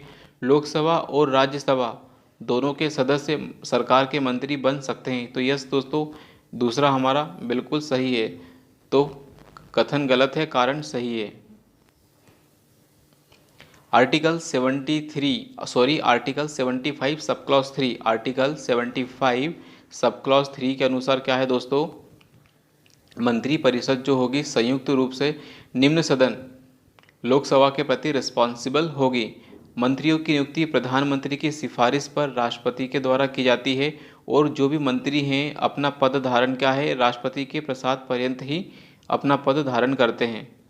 और दोस्तों मंत्रिमंडल का कोई भी व्यक्ति मंत्रिमंडल का हिस्सा बन सकता है, चाहे वो लोकसभा से हो चाहे राज्यसभा से हो। साथ ही यदि कोई व्यक्ति लोकसभा का भी सदस्य नहीं है और ना ही राज्यसभा का सदस्य है, वह भी व्यक्ति क्या है, मंत्रिमंडल का मंत्री बन सकता है, लेकिन उसे 6 महीने के अंदर अंदर किसी न किसी सदन की सदस्यता ग्रहण करनी होगी। केंद्र में मंत्री परिषद संसद के प्रति सामूहिक रूप से उत्तरदायी होगी। यस बिल्कुल सही है। संघीय मंत्री भारत के राष्ट्रपति के प्रसाद पर्यंत पद धारण करेंगे। तो जितने भी संघीय मंत्री हैं दोस्तों राष्ट्रपति के प्रसाद पर्यंत पद धारण करेंगे। यस बिल्कुल सही है। विधि निर्माण हेतु प्रस्ताव के बारे में प्रधानमंत्री राष्ट्रपति को सूचित करेगा। यस ये बात भी सही है, लेकिन दोस्तों सामूहिक रूप से संसद की बात की गई है, तो हमने देखा कि संसद में लोकसभा भी आएगी और राज्यसभा भी आएगी, लेकिन सबसे उपयुक्त क्या है कि लोकसभा के प्रति रिस्पॉन्सिबल है। संविधान के अनुच्छेद 75(3) के अनुसार मंत्री परिषद लोकसभा के प्रति सामूहिक रूप से उत्तरदायी होती है। सो दोस्तों अब आर्टिकल 75 सब क्लॉज 3 इतनी बार रटा चुका है कि अब हमारे मस्तिष्क में इसकी छाप हो चुकी है। तो आर्टिकल 75 सब क्लॉज 3 मंत्री परिषद सामूहिक रूप से उत्तरदायी है लोकसभा के प्रति। आर्टिकल 75 का सब क्लॉज 1 क्या है? आर्टिकल 75 सब क्लॉज 1 कहता है कि राष्ट्रपति जो है प्रधानमंत्री की नियुक्ति करेगा और अन्य नियुक्तियों। आर्टिकल सब क्लॉज 2 में क्या है दोस्तों, कहा गया है कि अन्य मंत्रियों की नियुक्ति भी क्या है, राष्ट्रपति के द्वारा की जाएगी प्रधानमंत्री की सलाह पर, और अन्य मंत्री क्या है, राष्ट्रपति के प्रसाद पर्यंत अपना पद धारण करेंगे। आर्टिकल 78 सब क्लॉज ए में कहा गया है प्रधानमंत्री का यह कर्तव्य होगा कि वह संघ के जितने भी क्रियाकलाप हैं उनके प्रशासन संबंधी और विधान के संबंधी जितनी भी प्रस्तावनाएं हैं वह मंत्री परिषद के सभी विनिश्चय राष्ट्रपति को संसूचित करेगा। तो इसके अंदर राष्ट्रपति को सूचना देने के बारे में कहा गया है कि जो प्रधानमंत्री है राष्ट्रपति को सूचना देने का काम करेगा, क्योंकि दोस्तों समस्त कार्यपालिकी शक्ति क्या है, राष्ट्रपति में निहित होती है। जितने भी प्रशासनिक और विधिक काम हैं राष्ट्रपति के नाम से किए जाते हैं।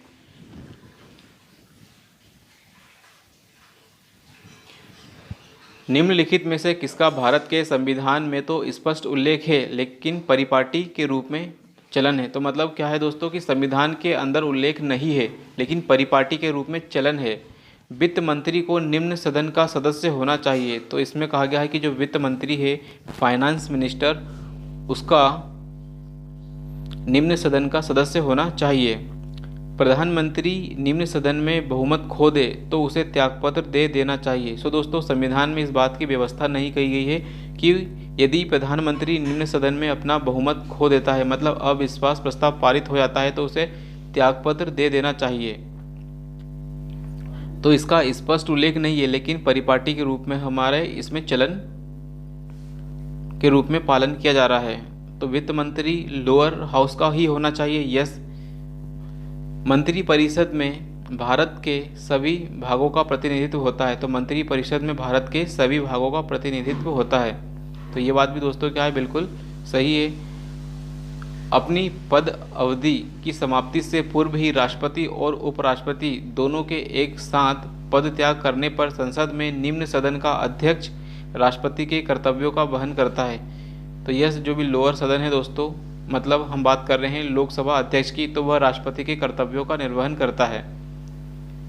तो यह भी दोस्तों इसका संविधान में स्पष्ट उल्लेख नहीं है, लेकिन परिपाटी के रूप में पालन किया जाता है। तो कौन सा हमारा विकल्प नंबर बी है कि प्रधानमंत्री यदि निम्न सदन का है और यदि उसने बहुमत खो दिया है तो क्या अपना त्यागपत्र देगा।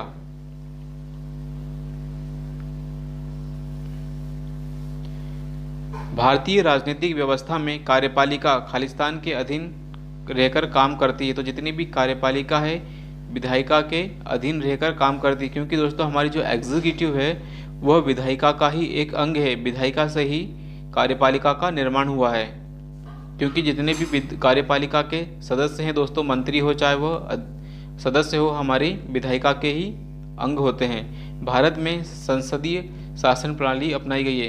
क्या है दोस्तों, भारत के अंदर क्या है, संसदात्मक या पार्लियामेंट्री फॉर्म ऑफ गवर्नमेंट को अपनाया गया है। इसमें भारतीय राजनीतिक व्यवस्था में क्या है, कार्यपालिका विधायिका के अधीन रहकर ही काम करती है। जितनी भी हमारी जो विधायिका है कार्यपालिका के अधीन रहकर काम करती है, क्योंकि राजनीतिक कार्यपालिका का गठन, हमारी जो पॉलिटिकल एग्जीक्यूटिव है उसका गठन क्या है, विधायिका के सदस्यों में से ही होता है।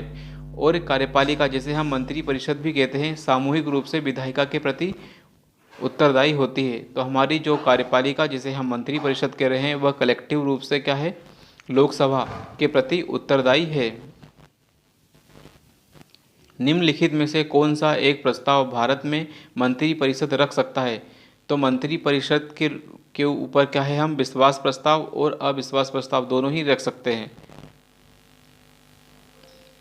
संसद में विस्ताव प्रस्ताव मोशन ऑफ कॉन्फिडेंस समर्थन प्रस्ताव के रूप में सरकार के द्वारा रखा जाता है। इस प्रकार के प्रस्ताव को संसद या लोकसभा में ही स्वीकृत या अस्वीकृत किया जा सकता है।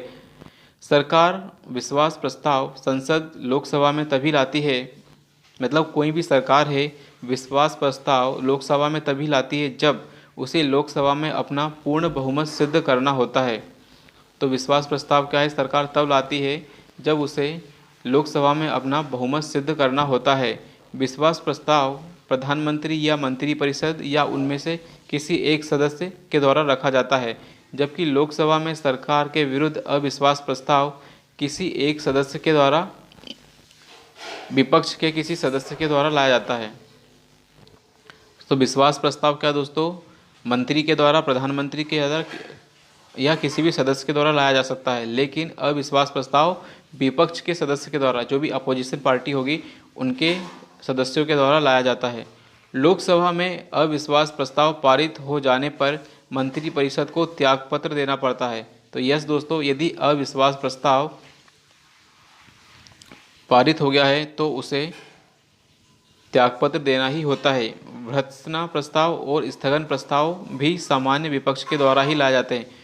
तो दोस्तों भर्त्सना मतलब उनकी निंदा प्रस्ताव, इसको हम कहेंगे निंदा प्रस्ताव। तो निंदा प्रस्ताव और स्थगन प्रस्ताव ये भी क्या है, सामान्यतः विपक्ष के द्वारा ही लाए जाने वाले प्रस्ताव हैं।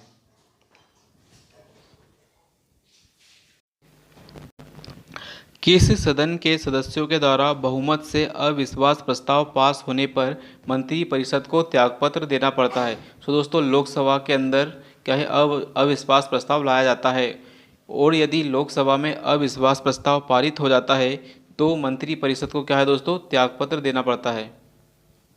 अपना त्यागपत्र देने के बाद भारत में एक मंत्री को अपने त्यागपत्र के विषय में लोकसभा में व्यक्तिगत वक्तव्य देने के लिए किसकी अनुमति लेनी होती है। तो दोस्तों, यदि कोई व्यक्ति अपना मंत्री पद से त्याग दे देता है, अब वो मात्र एक सदस्य बन के काम करता है, तो उसे अपना वक्तव्य देने के लिए स्पीकर की अनुमति लेनी होती है। क्योंकि दोस्तों, सदन के अंदर जो कार्यवाहियाँ चलती है उसकी अध्यक्षता क्या है, लोकसभा स्पीकर के द्वारा की जाती है। लोकसभा की प्रक्रिया एवं संचालन नियम 1999 के अंतर्गत। तो दोस्तों, लोकसभा के संचालन के लिए क्या है, प्रक्रिया एवं संचालन संबंधी नियम है। इसके अनुसार क्या है, यदि कोई मंत्री अपना त्यागपत्र दे देता है तो लोकसभा में व्यक्तिगत रूप से यदि उसे कोई वक्तव्य देना है तो उसे लोकसभा स्पीकर या अध्यक्ष, लोकसभा का अध्यक्ष, उसकी अनुमति आवश्यक होती है। यदि मंत्री वक्तव्य नहीं देना चाहता तो स्पीकर के द्वारा उसको अपने त्यागपत्र के विषय में बोलने के लिए बाध्य नहीं किया जा सकता। यदि मंत्री की यह क्या है दोस्तों, मंत्री की अपनी इच्छा होती है कि वह वक्तव्य देना चाहता है या नहीं अपने त्यागपत्र से संबंधित मामले में। मंत्री परिषद के विरुद्ध अविश्वास प्रस्ताव लाने के लिए लोकसभा के सदस्यों की संख्या कितनी होना चाहिए। तो दोस्तों, मंत्री परिषद के विरुद्ध अविश्वास प्रस्ताव लाने के लिए कितने लोगों का समर्थन चाहिए, तो वो है 50 लोगों की संख्या। तो 50 लोगों के द्वारा उस अविश्वास प्रस्ताव का समर्थित किया जाना चाहिए।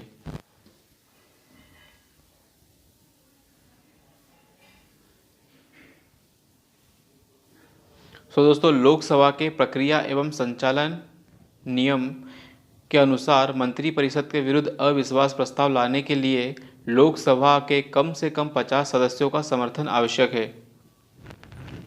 लोकसभा में मंत्री परिषद के विरुद्ध अविश्वास प्रस्ताव लाने के लिए न्यूनतम कितनी संख्या चाहिए दोस्तों, 50 लोगों की संख्या चाहिए। भारत में अविश्वास प्रस्ताव के विषय में निम्नलिखित कथनों पर विचार करना है। भारत के संविधान में किसी अविश्वास प्रस्ताव का उल्लेख नहीं है। तो दोस्तों, यस, भारत के संविधान के अंदर क्या है दोस्तों, अविश्वास प्रस्ताव का उल्लेख नहीं है। अविश्वास प्रस्ताव केवल लोकसभा में ही पुनर्स्थापित किया जा सकता है। यस दोस्तों, अविश्वास प्रस्ताव क्या है, गवर्नमेंट के खिलाफ लाया जाता है और गवर्नमेंट क्या है दोस्तों, निम्न सदन का हिस्सा होती है। दोस्तों, ये क्वेश्चन जो है यूपीएससी में पूछा गया क्वेश्चन है। एक्सप्लेनेशन पढ़ लेते हैं। भारतीय संविधान के अनुच्छेद 75(3) आर्टिकल 75 सब क्लॉज 3 के अनुसार मंत्री परिषद लोकसभा के प्रति सामूहिक रूप से उत्तरदायी होगी। अतः अविश्वास प्रस्ताव, मोशन ऑफ नो कॉन्फिडेंस, क्या कहते हैं इसको, मोशन ऑफ नो कॉन्फिडेंस, इसको क्या है, सिर्फ और सिर्फ लोकसभा में ही लाया जा सकता है। इसके साथ ही भारत के संविधान में अविश्वास प्रस्ताव का उल्लेख नहीं है। तो कॉन्स्टिट्यूशन ऑफ इंडिया में दोस्तों क्या है, नो कॉन्फिडेंस मोशन का उल्लेख नहीं है। आर्टिकल 118 सब क्लॉज 1 में कहा गया है कि संसद का प्रत्येक सदन अपनी प्रक्रिया और कार्य संचालन के विनियमन के लिए नियम बनाएगा। तो आर्टिकल 118 क्या बोलता है कि लोकसभा हो चाहे राज्यसभा हो, वह किस तरह से काम करेगी, इसके लिए नियम बनाने का काम कौन, सदन करेगा। तो लोकसभा ने अपने नियम 198 में क्या है, लोकसभा का जो नियम है, नियम 98 के अनुसार इसमें कहा गया है कि जो मंत्री परिषद के विरुद्ध अविश्वास प्रस्ताव की जो प्रक्रिया के लिए नियम बनाया गया है, इसमें अविश्वास प्रस्ताव का उल्लेख न होकर लोकसभा नियम 98 में है। तो अविश्वास प्रस्ताव का उल्लेख दोस्तों कहाँ है, लोकसभा का नियम 198, लोकसभा का जो नियम है 198 है दोस्तों, इसके अंदर अविश्वास प्रस्ताव का उल्लेख है। और इस तरह के क्वेश्चन दोस्तों स्टेट पीएससी में पूछे जाते हैं कि किस नियम में है। तो लोकसभा का नियम 198, उसमें अविश्वास प्रस्ताव का उल्लेख हमें देखने को मिलता है। केंद्रीय मंत्री परिषद के त्यागपत्र देने के उपरांत निम्नलिखित में से कौन सी एक सही स्थिति नहीं है। तो दोस्तों, इसमें पूछा गया है कि यदि कोई भी केंद्रीय मंत्री परिषद यदि त्यागपत्र दे देती है, उसके बाद कौन सी स्थिति हो सकती है और कौन सी नहीं, तो नहीं पूछा गया है। तो राष्ट्रपति शासन लागू हो जाएगा। तो दोस्तों, ऐसा नहीं है कि केंद्रीय मंत्री परिषद ने यदि त्यागपत्र दे दिया है तो राष्ट्रपति शासन लागू हो जाएगा। यह बिल्कुल गलत है, यह स्थिति नहीं होगी। राष्ट्रपति यदि मंत्रिपरिषद ने अपना त्यागपत्र दे दिया है तो दो प्रकार की घटनाएं होंगी, या तो फिर से जनरल इलेक्शन होंगे या राष्ट्रपति किसी ऐसे दल को सरकार बनाने के लिए कह सकता है जिसके पास बहुमत हो। तो ये क्या कर सकता है दोस्तों, राष्ट्रपति वैकल्पिक व्यवस्था बनाने के लिए उन्हें बने रहने के लिए कहेंगे। तो यस, एक वैकल्पिक व्यवस्था बनने तक जब तक हमारे पास कोई एक वैकल्पिक व्यवस्था नहीं बन जाती तब तक क्या है, मंत्रिपरिषद से कह सकते हैं कि कुछ समय के लिए अभी आप और बने रहो। वैकल्पिक व्यवस्था से अभिप्राय है कि यथासंभव शीघ्र नई सरकार के गठन हेतु आम चुनाव कराए जाएं। यस, यथाशीघ्र बोला गया है दोस्तों कि यथाशीघ्र आम चुनाव कराए जाएं। अपदस्थ मंत्रिपरिषद अपने पद पर नई सरकार बनने तक अपने पदभार का निर्वहन करेगी। तो यस, ये बात भी सही है कि जब तक जो पुरानी मंत्रिपरिषद है जिसने त्याग पत्र दे दिया है, जब तक नई सरकार नहीं बनती तब तक थोड़ा पदभार मतलब जो भी कर्तव्य रहते हैं मंत्रिपरिषद के अपने पद से संबंधित, उस पदभार का निर्वहन करेगी। तो दोस्तों ये कौन सी स्थिति सही नहीं पूछा था हमसे, तो कौन सी सही नहीं है, राष्ट्रपति शासन लागू हो जाएगा। तो दोस्तों राष्ट्रपति शासन लागू नहीं होता है यदि मंत्रिपरिषद क्या है, त्यागपत्र दे देती है।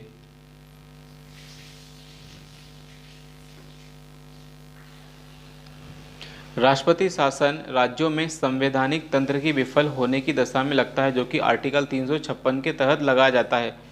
संविधान में केंद्रीय मंत्रिपरिषद के त्यागपत्र देने की स्थिति में केंद्र में राष्ट्रपति शासन लागू होने की कोई भी व्यवस्था नहीं है, जबकि हम वैकल्पिक व्यवस्था की बात करते हैं जब तक नई सरकार के गठन की बात करते हैं। प्रदेश का कौन सा नेता नेहरू रिपोर्ट की कैबिनेट मंत्री में पहले गृह मंत्री बाद में रक्षा मंत्री बना? तो पहले गृह मंत्री कौन था और बाद में रक्षा मंत्री कौन बना? तो ये इस तरह के क्वेश्चन पूछे जाते हैं स्टेट पीएससी में। तो कैलाश नाथ काटजू क्या है दोस्तों, पहले गृह मंत्री थे और बाद में फिर वे क्या है, रक्षा मंत्री बनते हैं। तो कैलाश नाथ काटजू नेहरू रिपोर्ट के अनुसार जो नेहरू की जो कैबिनेट रिपोर्ट थी 1951 की विधि मंत्री के रूप में शामिल हुए। तो कैलाश नाथ काटजू के बारे में बताया जा रहा है दोस्तों कि कैलाश नाथ काटजू नेहरू की कैबिनेट में 1951 में विधि मंत्री के रूप में शामिल हुए थे। इसी वर्ष में देश के तीसरे गृह मंत्री भी बने। उन्हें बाद में फिर रक्षा मंत्री का पदभार भी सौंपा गया। तो पहले विधि मंत्री, फिर गृह मंत्री और फिर रक्षा मंत्री भी बने।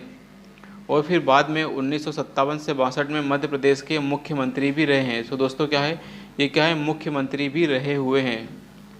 और ये एमपीपीएससी के एमपीपीएससी में इसलिए भी पूछा गया क्योंकि ये एमपी से रिलेटेड व्यक्ति थे और एमपी के मुख्यमंत्री भी रहे। स्वतंत्र भारत के प्रथम वित्त मंत्री कौन थे? स्वतंत्र भारत के प्रथम वित्त मंत्री कौन थे? तो आर.के. षणमुखम चेट्टी थे।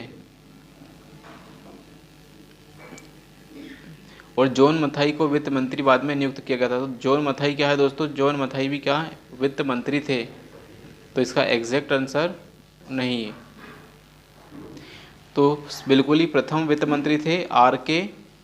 षणमुखम चेट्टी और उसके बाद में वित्त मंत्री बने जॉन मथाई।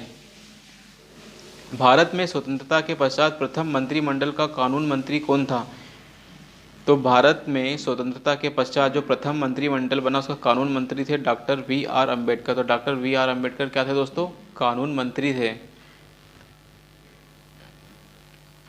निम्नलिखित में से किसका या किन लोगों का स्वतंत्र भारत के प्रथम मंत्रिमंडल का पोर्टफोलियो उनके अंतरिम सरकार के पोर्टफोलियो से भिन्न था? मतलब कौन सा व्यक्ति जो है पहले जो मंत्रालय था वह मंत्रालय उसे बाद में नहीं दिया गया? Jagjivan Ram, doctor Rajendra Prasad, H.C. भाभा और सरदार बलदेव सिंह। तो इसका आंसर है only 3 H.C. Bhabha. H.C. Bhabha क्या है, जगजीवन राम इनको श्रम मंत्रालय, डॉक्टर राजेंद्र प्रसाद खाद्य और कृषि मंत्रालय, H.C. भाभा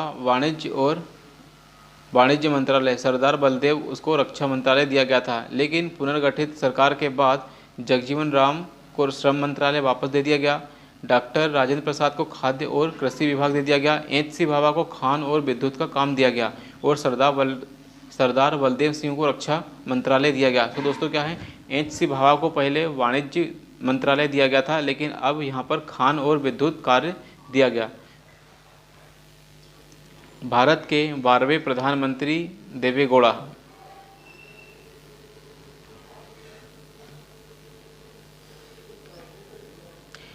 निम्नलिखित में से कौन एक से अधिक बार प्रधानमंत्री नियुक्त हुए हैं? तो क्या है, जवाहरलाल नेहरू, इंदिरा गांधी, अटल बिहारी वाजपेयी और गुलजारी लाल नंदा। तो ये दोस्तों क्या है, सभी के सभी एक से अधिक बार क्या हैं, प्रधानमंत्री बने हैं। जवाहरलाल नेहरू, इंदिरा गांधी, अटल बिहारी वाजपेयी और गुलजारी लाल नंदा।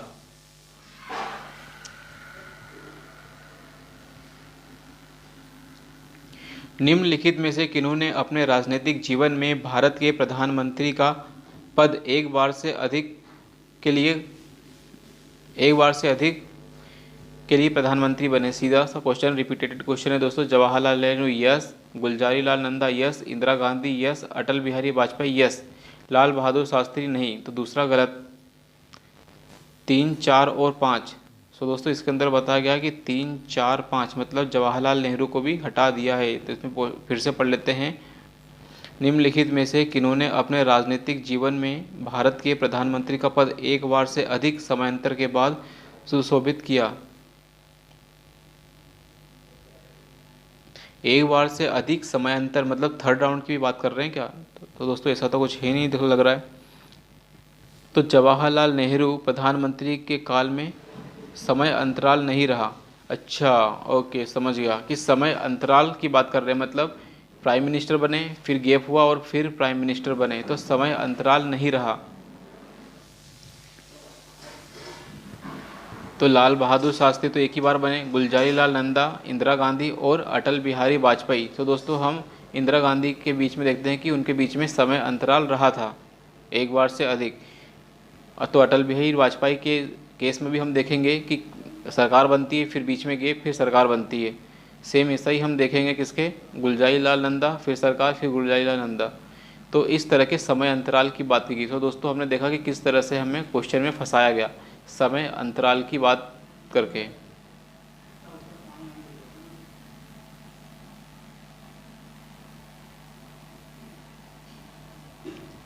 भारत के किस मंत्री की मृत्यु देश के बाहर हुई? तो लाल बहादुर शास्त्री। तो दोस्तों कौन से प्रधानमंत्री थे जिनकी नियुक्ति क्या है, भारत के बाहर हुई? तो भारत के दूसरे प्रधानमंत्री लाल बहादुर शास्त्री की मृत्यु क्या है, देश के बाहर ताशकंद, जो कि वर्तमान उज्बेकिस्तान की राजधानी है, उसमें हुई।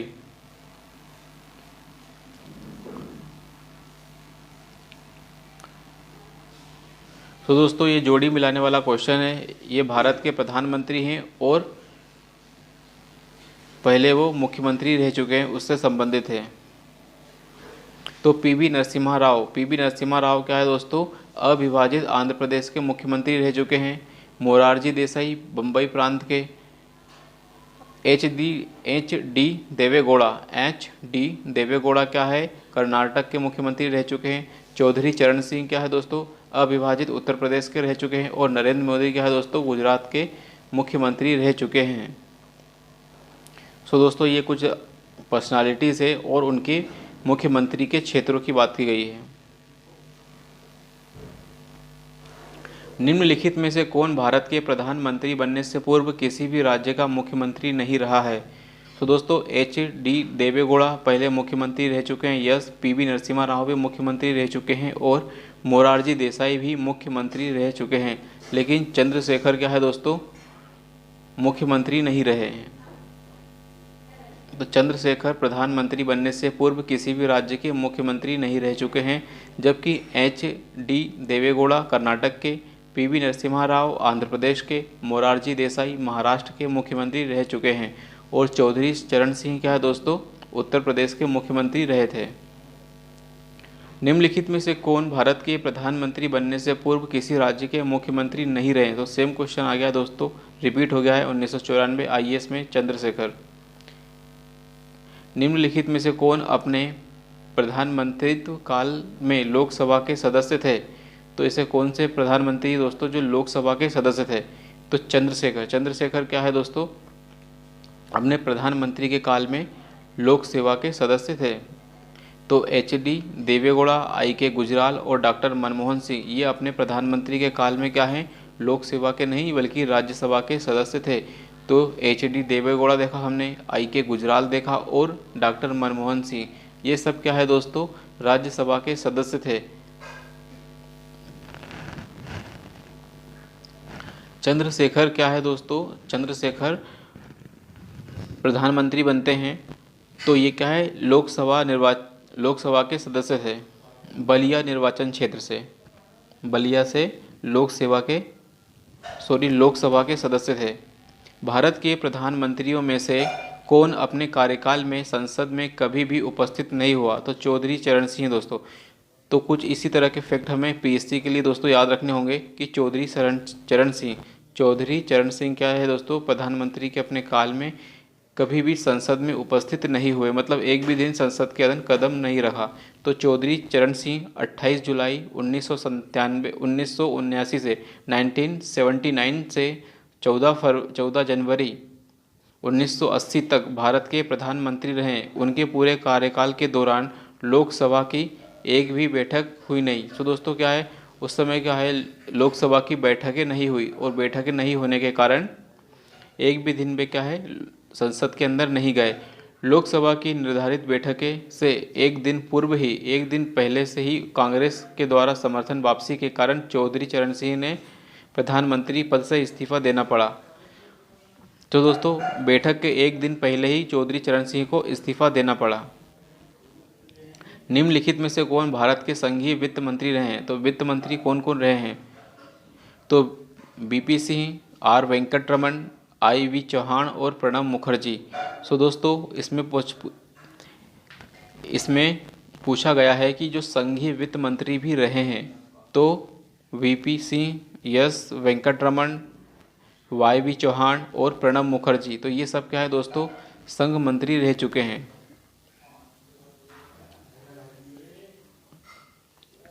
उदारीकरण, निजीकरण और भूमंडलीकरण की आर्थिक नीति घोषित की गई थी किस मंत्री के कार्यकाल में? तो हम पढ़ेंगे नरसिम्हा राव। तो दोस्तों इस समय फाइनेंस मिनिस्टर कौन थे? मनमोहन सिंह थे। तो दोस्तों हमारी जो नई आर्थिक नीति है इसे हम राव मनमोहन मॉडल के नाम से भी जानते हैं।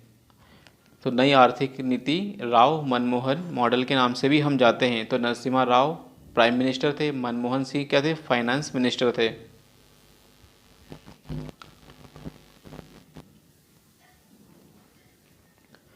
मनमोहन सिंह के संबंध में निम्नलिखित में से कौन सा कथन सही नहीं है? तो भारत के पूर्व वित्त मंत्री थे, यस बिल्कुल पूर्व वित्त मंत्री थे। रिजर्व बैंक ऑफ इंडिया के पहले पूर्व गवर्नर थे, तो यस पूर्व गवर्नर थे। IMF मुद्रा कोष के IMF में भारत के पूर्व प्रतिनिधि थे। तो दोस्तों IMF इंटरनेशनल मॉनेटरी फंड इसके भी क्या थे, प्रतिनिधि थे, लेकिन वित्त आयोग के अध्यक्ष थे। तो दोस्तों क्या है, मनमोहन सिंह वित्त आयोग के अध्यक्ष बिल्कुल भी नहीं थे। सो दोस्तों जब हमने देखा कि किस तरह से LPG रिफॉर्म किया गया है मनमोहन सिंह के द्वारा, और साथ ही फिर उन्होंने अपनी प्रधानमंत्री जब बने तो पूरे कार्यकाल के दौरान किस तरह से भारत को आर्थिक उन्नति दी, तो हम देखते हैं कि वे वित्त मंत्री रह चुके हैं, रिजर्व बैंक के गवर्नर रह चुके हैं और साथ ही IMF के प्रतिनिधि भी रह चुके हैं। तो दोस्तों जब भी कोई भी पढ़ा लिखा प्रधानमंत्री आता है, वेल एजुकेटेड प्रधानमंत्री आता है, तो निश्चित तौर पर आर्थिक नीतियाँ बेहतर ही बनती हैं। प्रधानमंत्री डॉक्टर मनमोहन सिंह भारत के वित्त मंत्री थे, योजना आयोग के उपाध्यक्ष थे, रिजर्व बैंक ऑफ इंडिया के पहले पूर्व गवर्नर थे, IMF के क्या है, भारत के प्रतिनिधि थे। वे वित्त आयोग के अध्यक्ष कभी भी नहीं रहे थे। तो दोस्तों क्या है, योजना आयोग के उपाध्यक्ष थे, yes reserve bank of India के पूर्व गवर्नर थे, यस वित्त मंत्री भी रह चुके हैं, यस और IMF के अंदर भारत के प्रतिनिधि भी रह चुके हैं, यस। प्रधानमंत्री मनमोहन सिंह के बारे में पूछा गया है, वे असम से राज्यसभा के सदस्य थे। तो यस प्रधानमंत्री मनमोहन सिंह क्या थे, असम से राज्यसभा के सदस्य थे। तो प्रधानमंत्री मनमोहन सिंह असम से क्या थे, राज्यसभा के सदस्य थे। डॉक्टर मनमोहन सिंह 2004 से लेकर 2014 तक क्या है, प्रधानमंत्री के पद पर बने रहे। फिर वे असम राज्य से क्या है, असम राज्य से सबसे पहले राज्यसभा के सदस्य चुने गए, इसके बाद वे असम से ही चुने गए लगातार। वर्तमान की यदि बात करें 2019 से, तो वे राजस्थान से राज्यसभा के सदस्य हैं। तो क्या है, अब वे राजस्थान से राज्यसभा के सदस्य हैं। मंत्री नीति बनाते हैं और लोक सेवक उनका क्रियान्वयन करते हैं। यस, ये बात बिल्कुल सही है कि जो मंत्री क्या है, नीति बनाने का काम करते हैं और लोक सेवक उनका क्रियान्वयन का काम करते हैं। संसदीय प्रणाली में मंत्रियों का उत्तरदायित्व का सिद्धांत है। यस दोस्तों, ये भी बिल्कुल सही है कि मंत्रियों के उत्तरदायित्व का सिद्धांत है।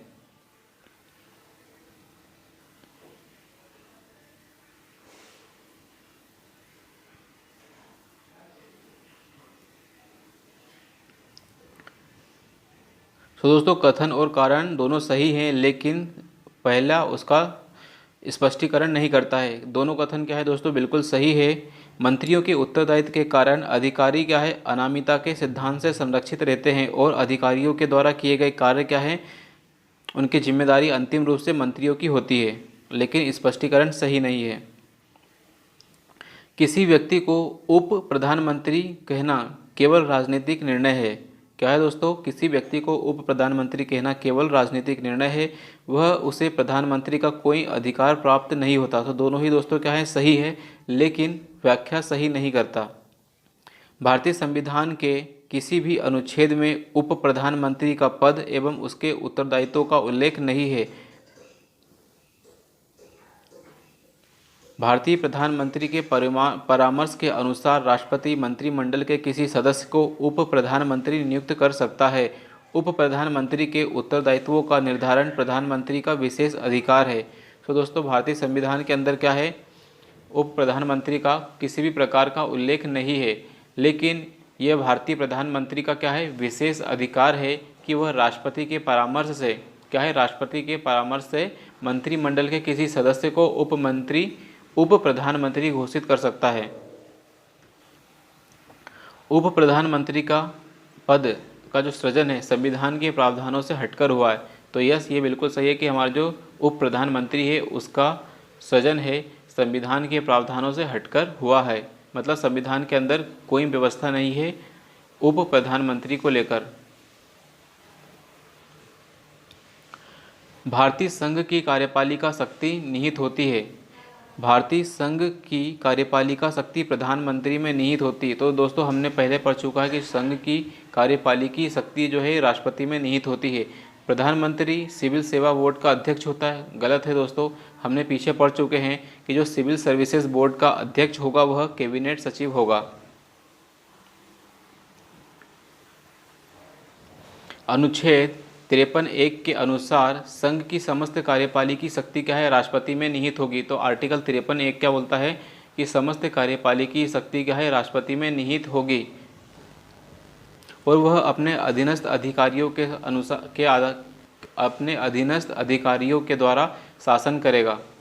कैबिनेट सचिवालय प्रधानमंत्री के प्रत्यक्ष प्रभार के तहत काम करता है। तो दोस्तों कैबिनेट सचिवालय क्या है, प्रधानमंत्री के प्रत्यक्ष प्रभार के अंदर काम करता है।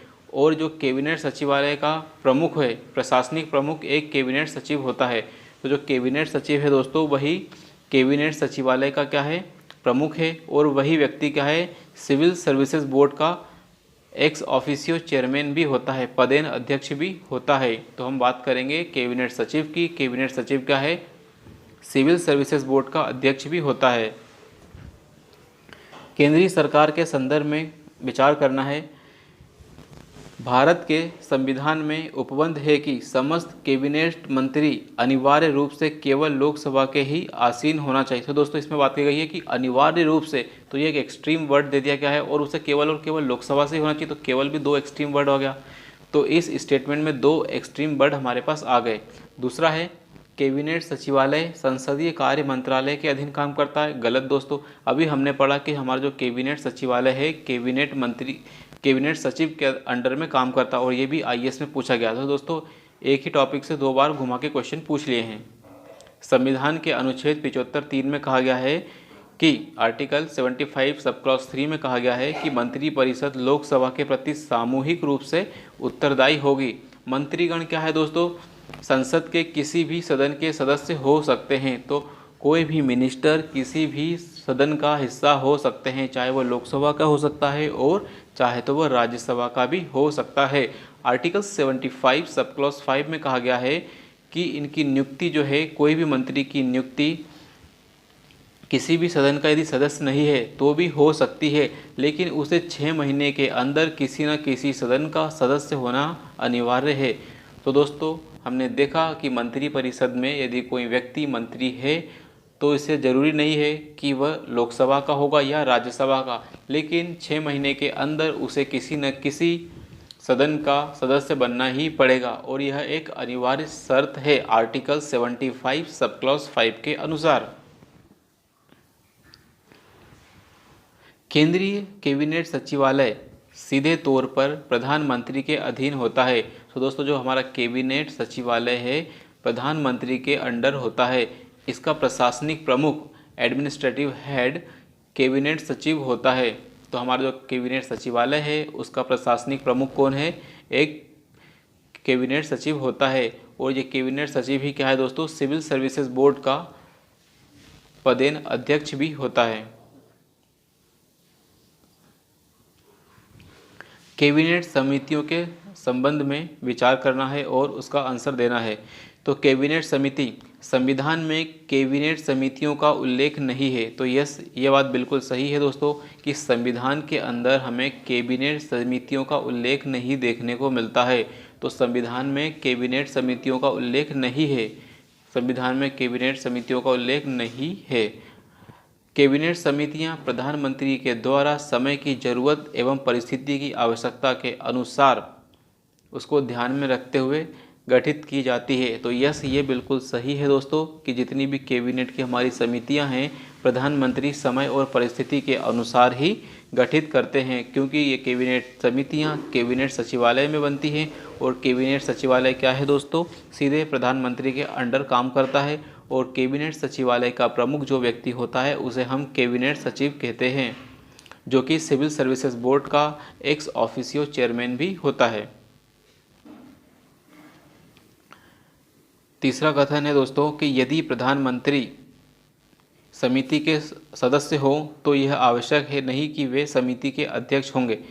सो दोस्तों, ये बात बिल्कुल गलत है। यदि प्रधानमंत्री समिति के सदस्य हैं तो फिर वे उसके अध्यक्ष भी होंगे, क्योंकि यदि किसी समिति का सदस्य प्राइम मिनिस्टर है तो प्राइम मिनिस्टर उसका अध्यक्ष भी होगा। संसदीय मामलों की समिति के अध्यक्ष प्रधानमंत्री होते हैं, गलत बात है दोस्तों। संसदीय मामलों की समिति होती है उसके अध्यक्ष प्रधानमंत्री नहीं होते हैं। एक बार एक्सप्लेनेशन पढ़ लेते हैं दोस्तों। संविधान में कैबिनेट समितियों का उल्लेख नहीं है। तो संविधान के अंदर क्या है दोस्तों? कैबिनेट समितियों का उल्लेख हमें देखने को नहीं मिलता है। ये संविधान इतर निकाय है, इसे कहते हैं एक्स्ट्रा कॉन्स्टिट्यूशनल बॉडीज़। तो हमारी जो कैबिनेट समितियां क्या हैं दोस्तों? संविधानेतर निकाय हैं।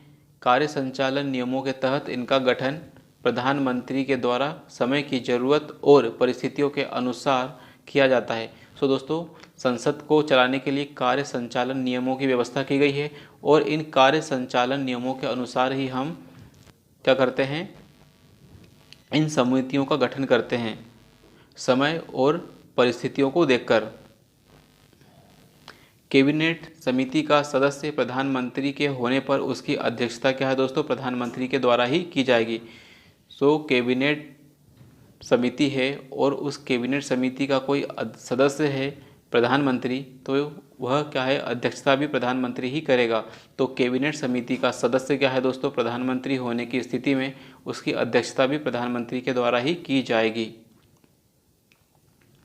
कोई अन्य मंत्री कैबिनेट समिति का अध्यक्ष तभी होता है यदि प्रधानमंत्री उस समिति में शामिल न हो। तो हमने एक फैक्ट याद रख लिया हमारी प्रीलिम्स के लिए कि कोई भी व्यक्ति यदि वह कैबिनेट समिति का सदस्य है, यदि वह प्रधानमंत्री है तो फिर तो अध्यक्ष होगा ही होगा। लेकिन यदि उस कैबिनेट समिति में प्रधानमंत्री है तो उसका अध्यक्ष भी प्रधानमंत्री ही होगा, और यदि नहीं है तो कोई अन्य व्यक्ति उसका अध्यक्ष हो सकता है।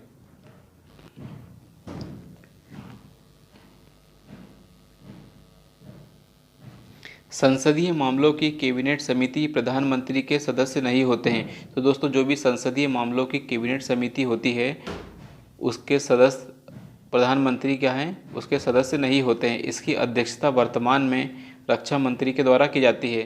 तो वर्तमान में कौन है दोस्तों के संसदीय मामलों की जो कैबिनेट समिति है उसके अध्यक्ष कौन है, रक्षा मंत्री। केंद्र सरकार में उच्चतम नागरिक सेवा अधिकारी कौन होता है? तो केंद्र सरकार में उच्चतम नागरिक सेवा अधिकारी, तो उच्चतम नागरिक सेवा अधिकारी की बात की जा रही है तो नागरिक सेवा अधिकारी दोस्तों है मंत्रिमंडल का सचिव होता है। तो केंद्र सरकार में उच्चतम नागरिक सेवा अधिकारी मंत्रिमंडल या कैबिनेट सचिव होता है।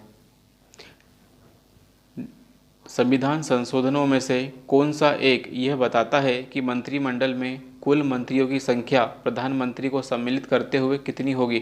तो 91वां संविधान संशोधन बोलता है दोस्तों कि जो सदस्य संख्या है उसका 15% से अधिक नहीं होनी चाहिए मंत्रिपरिषद में मंत्रियों की संख्या। तो दोस्तों 91वां संविधान संशोधन 2003 में लाया जाता है। क्या है? 91वां संविधान संशोधन 2003 में लाया जाता है। इसके अंदर आर्टिकल 75(1) के अंदर एक सब क्लॉज ए जोड़ा जाता है। इसके अंदर कहा जाता है कि मंत्रिपरिषद में प्रधानमंत्री सहित मंत्रियों की कुल संख्या जो है कुल सदस्यों का 15% से अधिक नहीं होनी चाहिए। निम्नलिखित में से किस संविधान संशोधन द्वारा 15% की सीमा निर्धारित की गई? तो सो रिपीटेड क्वेश्चन दोस्तों, 91वां संविधान संशोधन 15% की सीमा को लगाया गया। केंद्रीय सरकार के संदर्भ में निम्नलिखित कथनों पर विचार कीजिए। 15 अगस्त 1947 को मंत्रालयों की संख्या 18 थी। सो दोस्तों यह स्वतंत्रता के समय मंत्रालयों की संख्या कितनी थी? 18 थी। वर्तमान में 36 है गलत दोस्तों, 50 से अधिक है। तो हम देखेंगे कि 50 से अधिक संख्या है। निम्नलिखित में से कौन सा आधिकारिक दस्तावेज भारत से संबंधित है? हरित पत्र, पीत पुस्तिका, नीली पुस्तिका और श्वेत पत्र। सो दोस्तों ये कोई भी नहीं है, केवल श्वेत पत्र जो है भारत के आधिकारिक दस्तावेज से संबंधित है। भारत में सरकार द्वारा अथवा उसके किसी मंत्रालय द्वारा किसी विषय पर विस्तृत एवं आधिकारिक विवरण श्वेत पत्र के रूप में जारी किया जाता है। तो दोस्तों क्या है? भारत में सरकार हो या उसके किसी मंत्रालय द्वारा किसी भी विषय पर यदि कोई विस्तृत और आधिकारिक विवरण प्रस्तुत किया जा रहा है, क्या किया जा रहा है?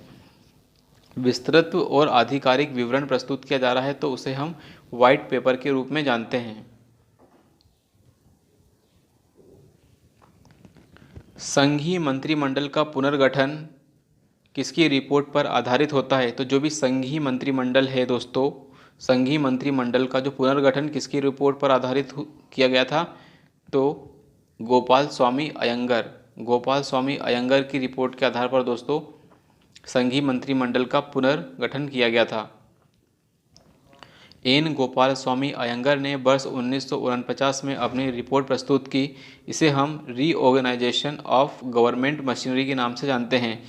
रीऑर्गेनाइजेशन ऑफ गवर्नमेंट मशीनरी किसने प्रस्तुत की? एन गोपाल स्वामी अयंगर 1949 में।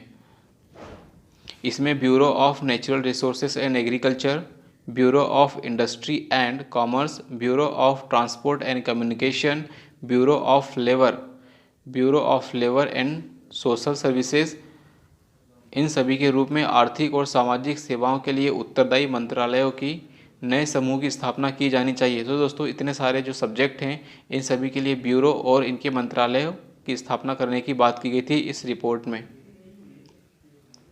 निम्नलिखित में से कौन सा या कौन से मंत्रिमंडल सचिवालय के काम हैं? तो मंत्रिमंडलीय सचिवालय के कौन कौन से काम हैं?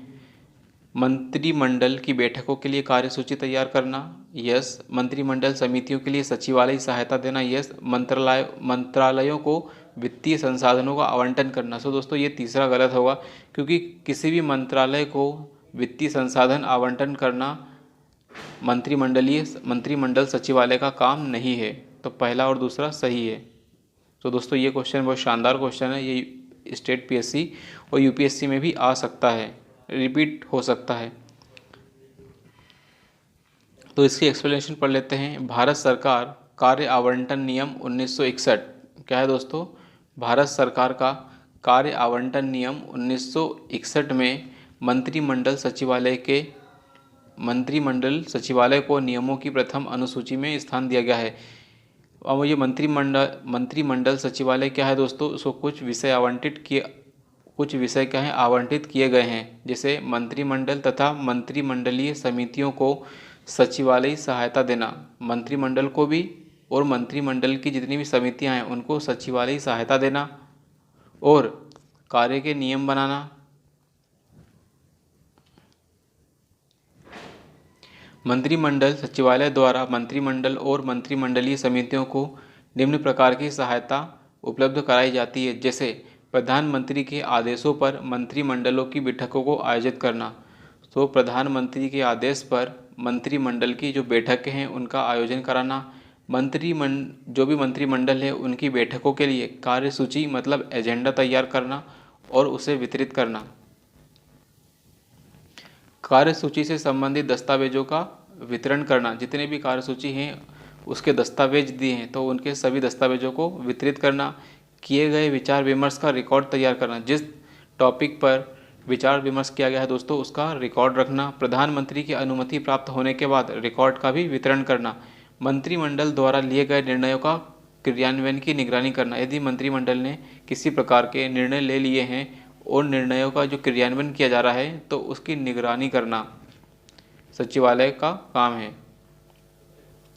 Council of scientific and industrial research के अध्यक्ष कौन थे? तो council of scientific and industrial research के अध्यक्ष कौन से दोस्तों? भारत के प्रधानमंत्री थे।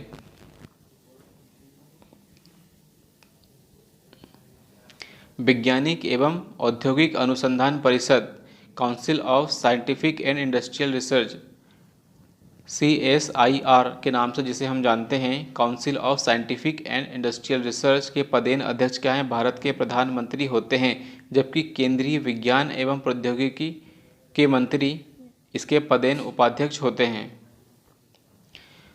राष्ट्रीय सुरक्षा समिति का प्रधान कौन होगा? तो राष्ट्रीय सुरक्षा समिति का प्रधान कौन होगा? प्रधानमंत्री।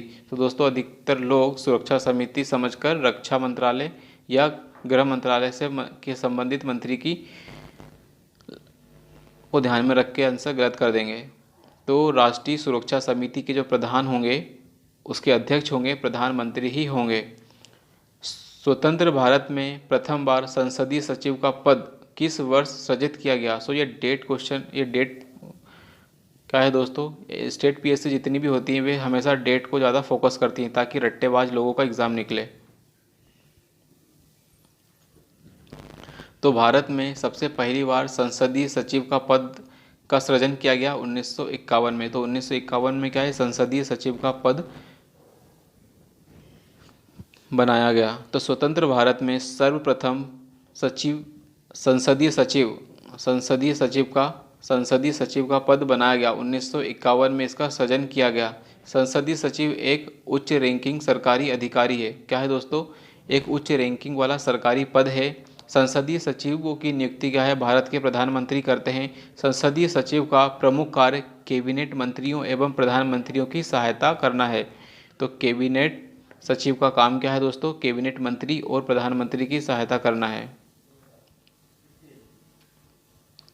निम्नलिखित में से कौन सही तरीके से मैच नहीं है? तो जवाहरलाल नेहरू शांतिवन, बी लाल बहादुर शास्त्री विजय घाट, इंदिरा गांधी शक्ति स्थल और राजीव गांधी कर्मभूमि। सो दोस्तों ये उनकी समाधियों से संबंधित है कि जो हमारे प्राइम मिनिस्टर रहे हैं उनकी समाधि को किस स्थल से जानते हैं? तो जवाहरलाल नेहरू शांतिवन, लाल बहादुर शास्त्री विजय घाट, इंदिरा गांधी शक्ति स्थल और राजीव गांधी क्या है? वीर भूमि, ना कि कर्मभूमि।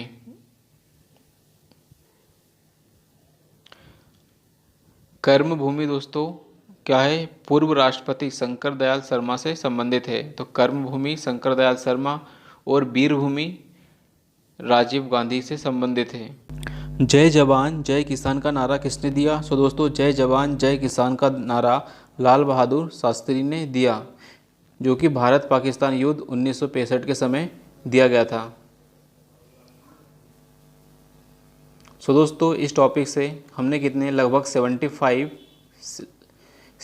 क्वेश्चन देखे और देखे कि किस तरह से इस टॉपिक पर MCQ फ्रेम किए गए हैं अभी तक अलग अलग एग्ज़ाम्स में। आई होप दोस्तों इस वीडियो लेक्चर से आपको रिवीजन करने में और अपनी ब्रेन स्टॉर्मिंग करने में सहायता मिली होगी।